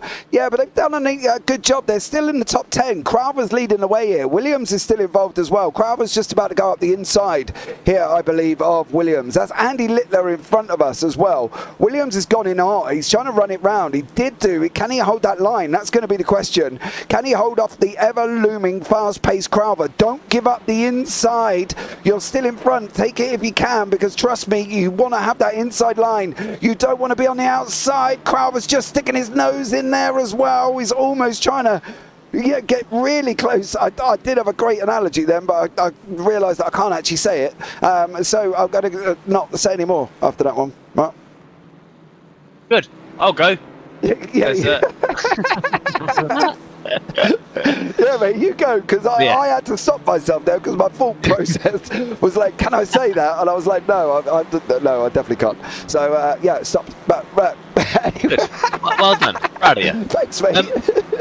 Also noticing a lot tonight, we're getting a lot of rear locking on these Clios. We see into a lot of the corners, a little puff of smoke from the inside of the wheels, and yeah, that's Derek Crowther, who's having a fantastic night going at the inside of Rod. Who's that? That's Rob Williams. Yeah. And he's going to get a push from behind. No, he's not going to get a push. We're going 3 wide. Oh, Derek, I don't want to be in the middle. I'm backing out of this every day if I was Derek Crowther, especially after his results. So yeah, it's. Would you back out? Yeah, this is going to be. Yeah, I would. Yeah, without doubt. Crowther didn't. He went into the position. He said, sorry, Mark, I'm not listening to you. You might be experienced. I'm going to have it anyway. And Crowther does do a stellar job in a 3-wide situation there. Comes through and takes 2 positions. Not only does he stay ahead of John Bailiff and Rob Williams, he also went and jumped Martin Sampson in the process.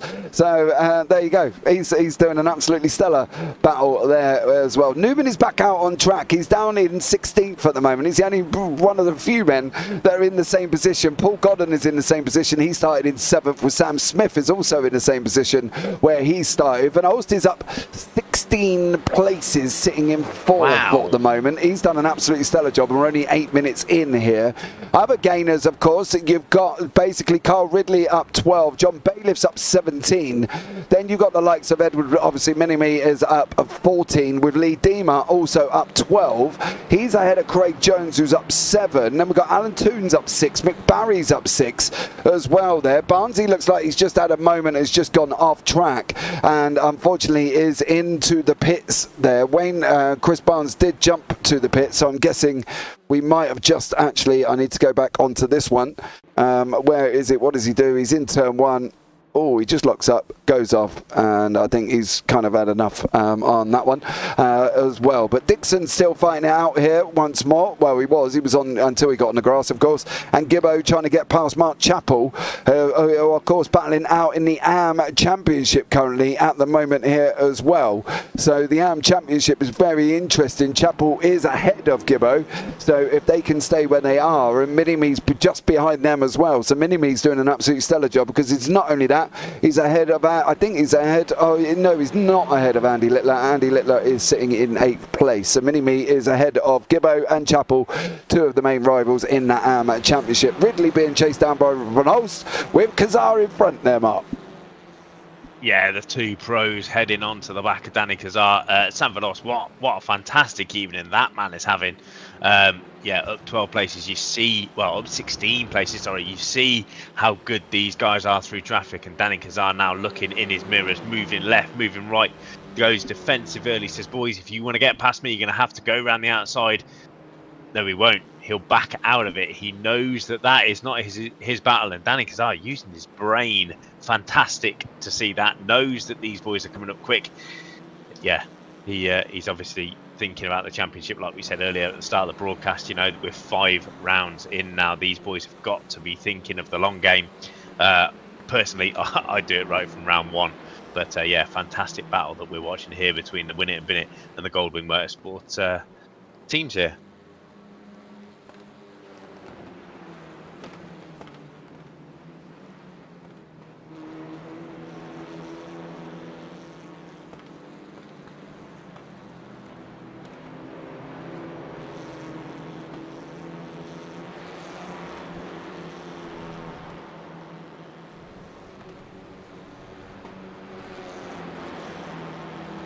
that'll do it. Some say that these computery things run on electric, and if you don't have that, yeah, not sure how you're going to get power.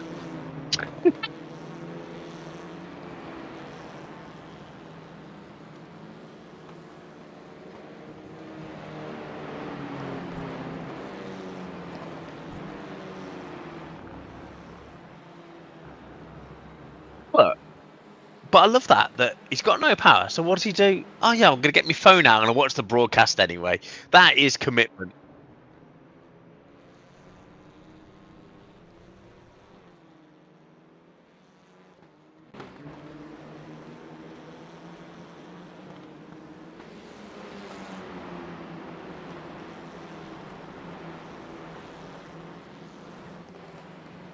Yeah, and we saw in race number 2, the Win It and Bin It team sure know how to defend. And when, if Van Orst gets past, we know that Ridley's not just going to roll over and let him have it.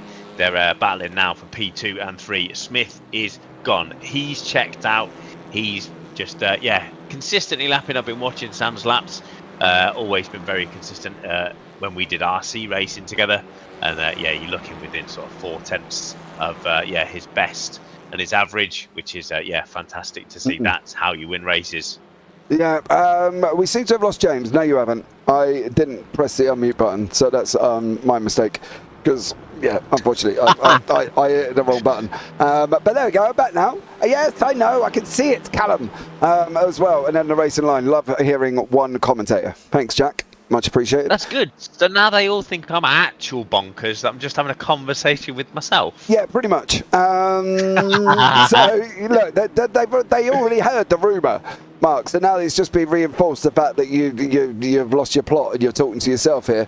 Andy Littler is having a side-by-side with Martin Sampson currently at the moment, and Derek Craven side-by-side with Paul Goddard. So anyway, look, now they know you're not completely insane, and you're back again. So there we go, I'm back, they can hear me.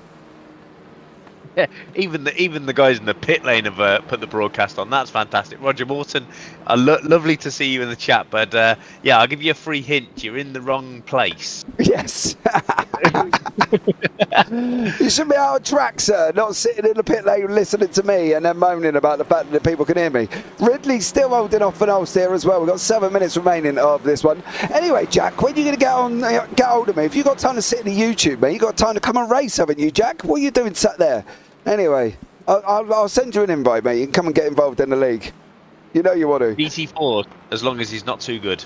GT4's on a Wednesday as well, Jack. So, see, it feels even back me up there. We knew that before, Mark. So that's talking about you going a little bit, having a crazy moment. Oh, and here we go.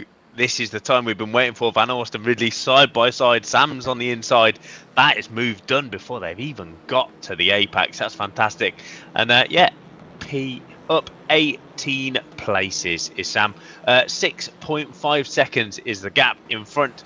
2 tenths is the gap now behind. I would say that is checkmate as 14 minutes quickly down in race number 3 here of round number 5 of the JPB Clio Cup, sponsored by SimLife and Simstickers. And Van Orst already on the lights.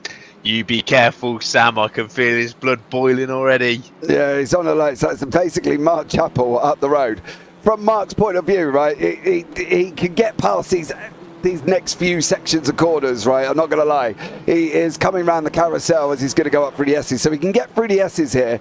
If Van Orst can get close to him, fair play. I'm sure Mark will let him through. Mark's got no issues. I don't think Mark has any problems with that one. However, that's a different way of letting him through. Very good. Drive off the track. I like it. Yeah, I don't know if Mark was supposed to do that. But anyway, look, Mark, well done. You let him through, son. Good job for you as well. Now you've got the ever-looming, I think, a damn mould coming up behind you there. So you might want to let him through, because otherwise he'll be flashing lights and DMing me later about it. So come on, Mark, play ball, but he is managing to hang out there as well. Wayne Palmer has just gone past Mini-Me. Mini-Me's having a little bit of a battle round the last corner here as well. He's trying to run that outside line. You want to lean on him as much as you can. Mini-Me sends it. Oh, fair play. I didn't think he was going to hold that one.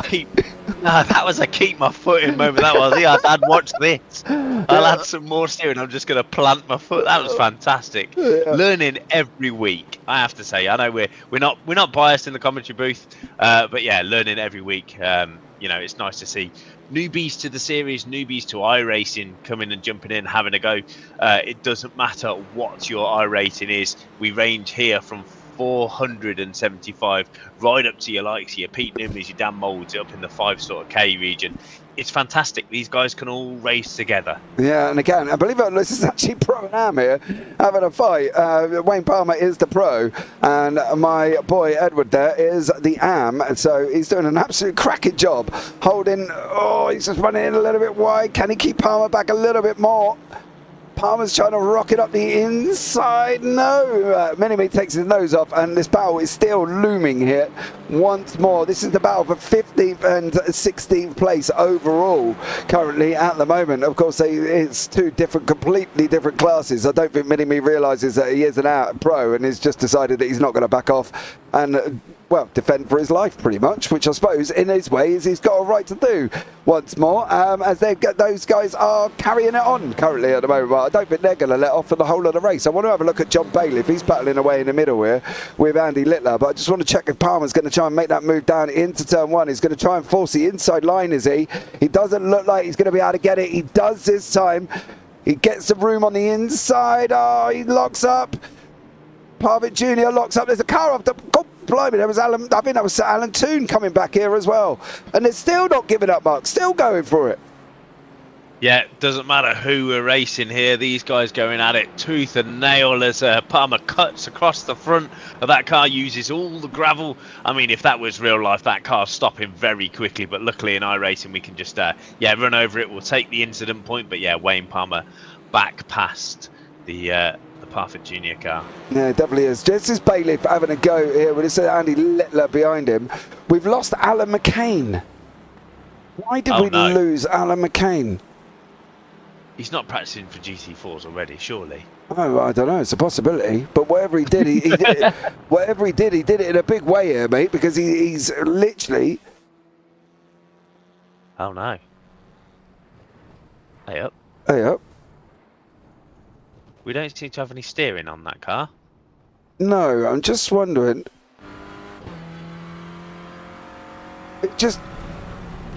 Oh, now... Did he play with a button at the wrong time there, Mark? And then forget... no idea. Forget where he was on the track, because it's easily done, right? I've done it where I've got to touch a button, and next thing you know, I'm looking straight into the apex of a corner.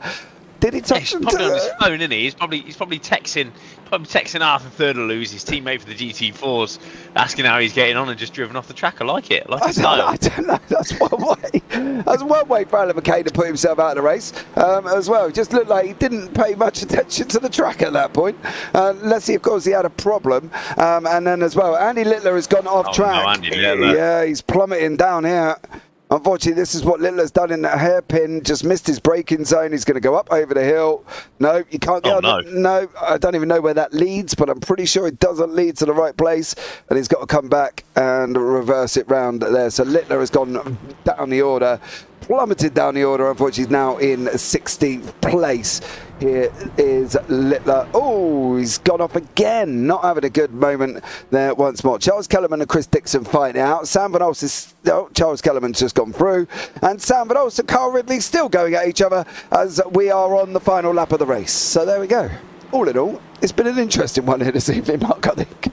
Yeah, I love these Clio races. We seem to get like a stage where at the start where we're absolutely manic for 5 minutes, and then the next time we look at the clock it's like 14, 15 minutes in, and I've got no idea where these races go. It's, you know, there's battles throughout. We haven't seen anything, you know, a gap of what, 4 tenths is I think the biggest we've seen between sort of these cars. It's beautiful to watch. But yeah, Sam Van Olst, a fantastic night for him. Newman just outside the top 10. We saw him have to go and take his fast repair. But yeah, Sam Smith from start to finished. The man from up north, from everybody. Yeah, Sam comes across the line to take, I think, his maiden win. It is, I believe. I don't think he has taken a victory yet.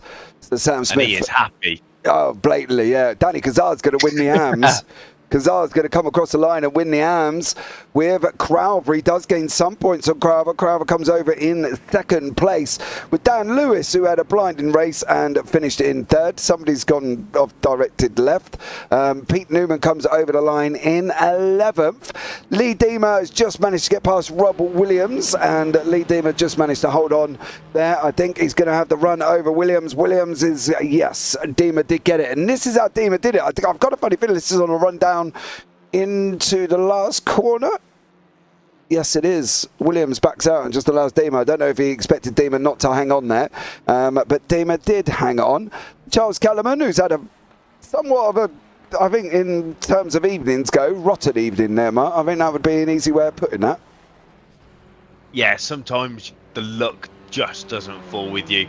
It's one of those, you just got to ride it out. The joys of reverse grids, it puts you obviously back in place if you do have a mistake in the first couple of races. But yeah, if it's not with you, it's going to be not with you all evening. Yeah, definitely isn't there as well. Up, there we go. Andy Littler into the tree and off he goes. But here is the results from race 3.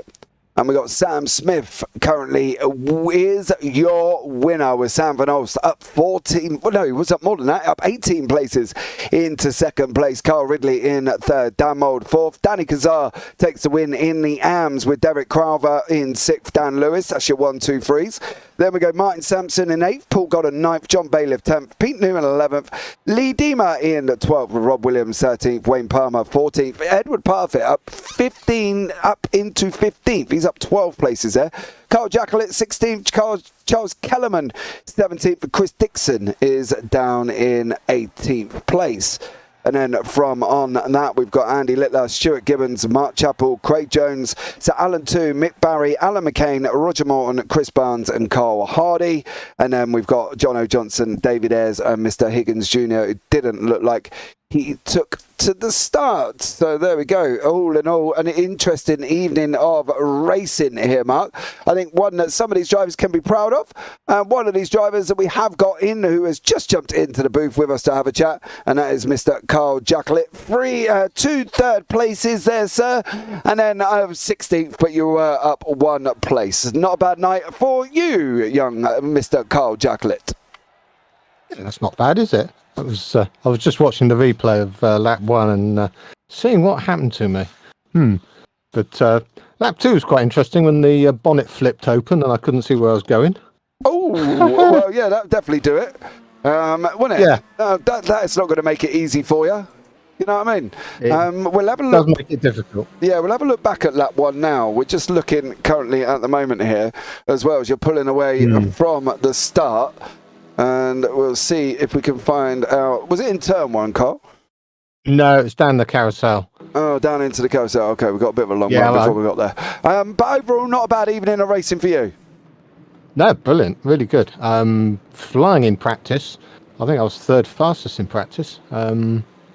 Couldn't quite get my qualifying lap together, but yeah, still was in the top 10, which was, it's a good place to start. And just played it safe. Didn't really push it, looking after the tyres, and it all came through quite nicely. Yeah, you managed to weave your way through Wagon now. I'm not entirely sure what happened in Wagon, but there was a few cars that got caught up there, and you managed to weave your way through. Round the outside of the hairpin. Oh, you do go in a little bit hot there, Carl, I'm not going to lie. And then you got caught up with Dan Mould. He escorted me off. Escorted you off. That's a very nice way of putting it. What a gentleman. Well, he also aided Minnie, my boy, off the track as well. So, all in all, Dan's obviously done his little bit there for the society, cleaning the traffic up for everyone. But look, you can't help what's happened in race 3, right? But the rest of your evening's been good, right? You got to tell that. Yeah, I'm very, very gruntled, I think the word is. Gruntled? Well, you have disgruntled. Oh, okay. Yeah, I don't know what the opposite to that is, Carl. I'm not going to lie. Get good. The opposite's gruntled. I don't know. Maybe it might be. But look, Carl, absolutely stellar job from you there, sir. Thanks so much for joining us up in the booth. Anyone you want to shout out before we let you go?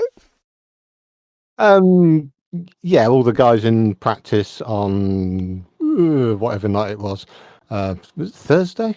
Yep. I can't remember. I've slept since then. Yeah, but great camaraderie in there. It was really good fun. And of course, you guys for putting the whole thing on. Awesome stuff. Thank you very much, Carl, for joining us. And we'll look having a chat. But maybe have a chat with you next week. Yeah.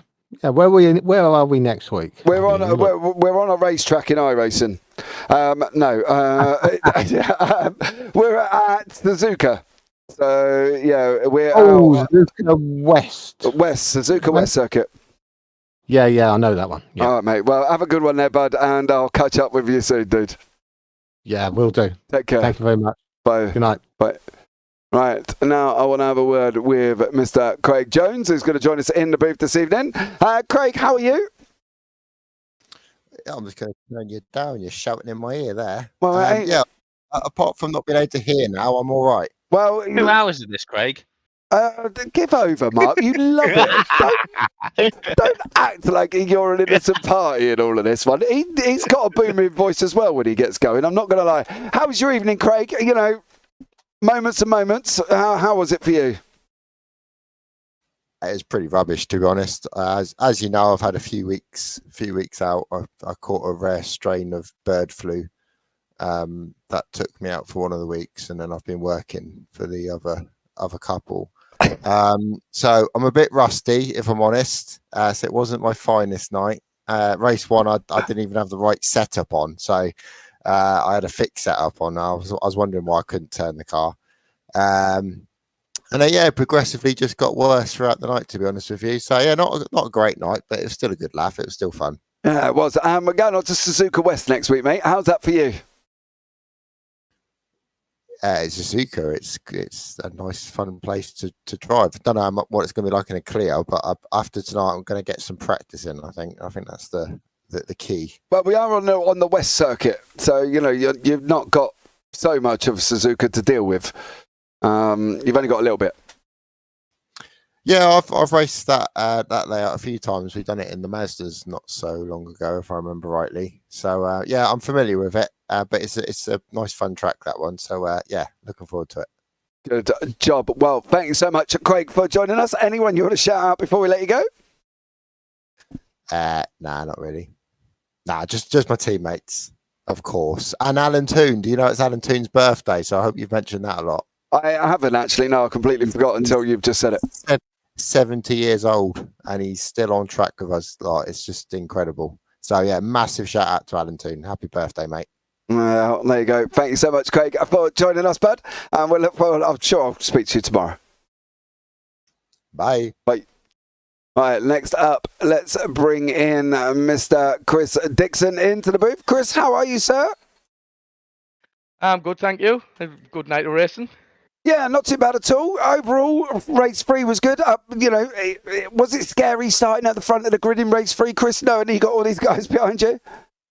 It's a little bit intimidating, but I enjoyed it. Got a bit of a bad start and backed them up a little bit, which I think caused a bit of havoc. But yeah, just try to stay out the way. I know going into the last corner with John O'Johnson on second lap, he clipped the curb and then hit the back end of me. I tried to give him plenty of room, but I think it was him just hitting the curb. It pushed him into me. But yeah, enjoyed it. Some good racing.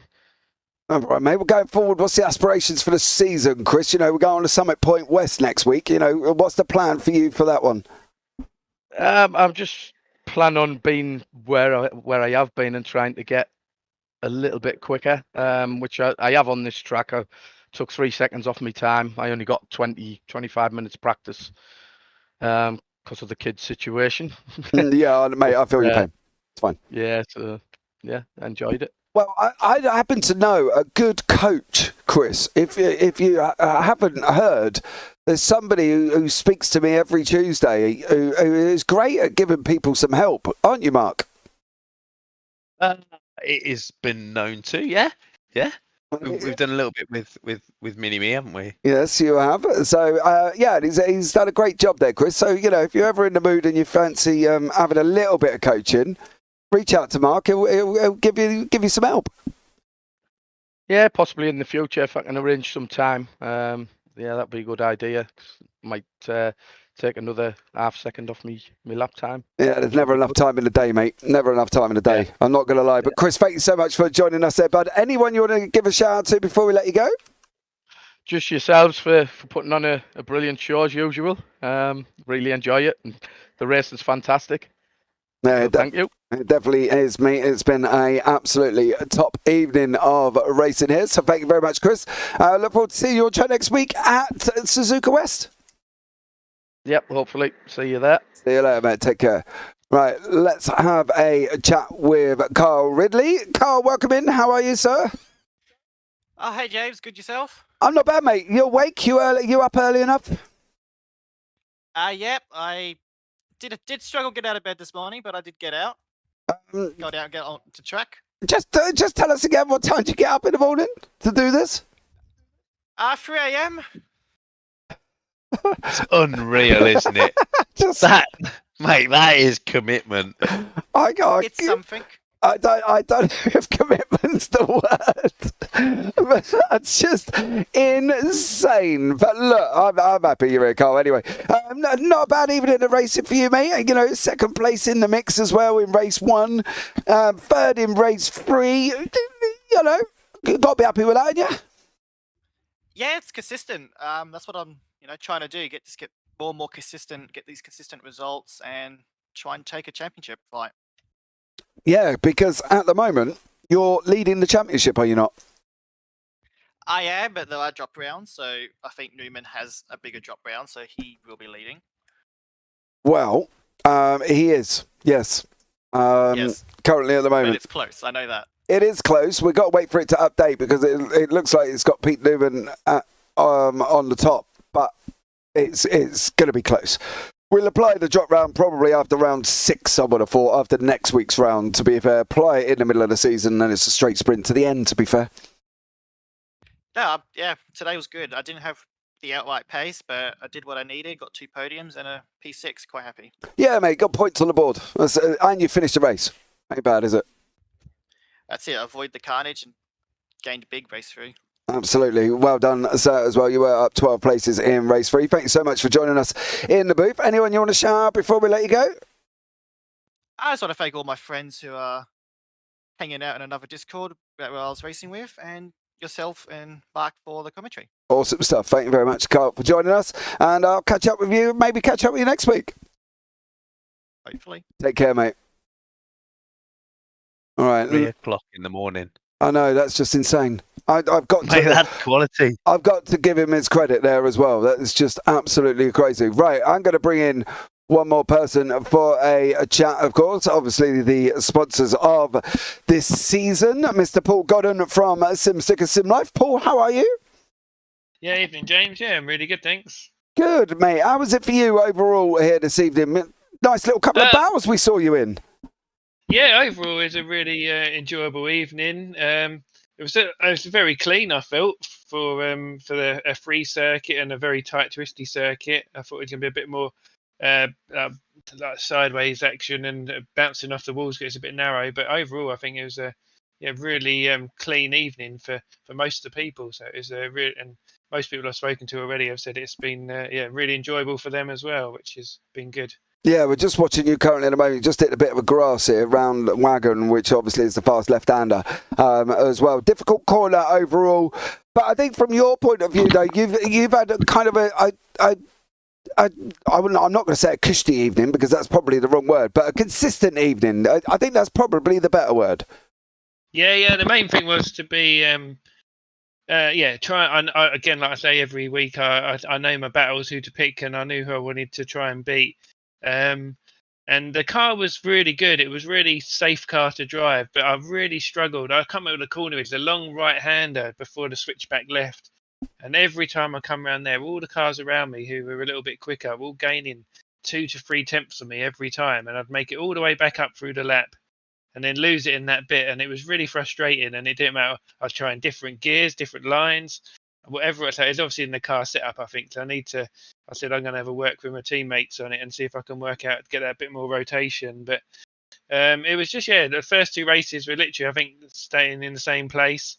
And then the last one, I was hoping to try and get in the top 5, but there's some couple of quick guys come past, and I tried battling them, but I just didn't want to lose too much time battling them, and you end up then being back in the pack and in your 10th, 15th, and before you know it, you're right at the back or get involved in a little incident and you're out. So, yeah, the main thing was to try and get as many points as I can for tonight, which I think I've achieved. So I think, yeah, it's been a good result. Yeah, definitely has there as well, and it's going to be interesting to see how this all pans out after, of course, with the results table. Hopefully you might get a little bump up from 13th place currently at the moment as well. But Paul, thank you so much for joining us. Anyone you want to shout out before we let you go?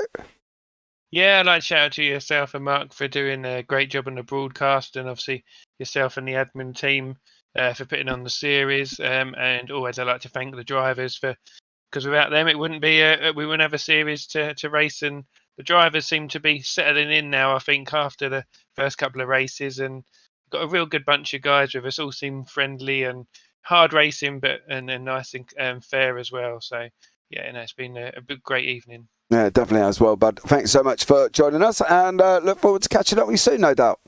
Yeah, we'll do. Cheers, Okay. guys. Yes, mate. Bye. Right, I've had instructions to have a look at something here. Somebody wants to very much tell me about their race and has said, did you not see lap 2, what I did on lap 2? Well, I haven't seen what you did on lap 2.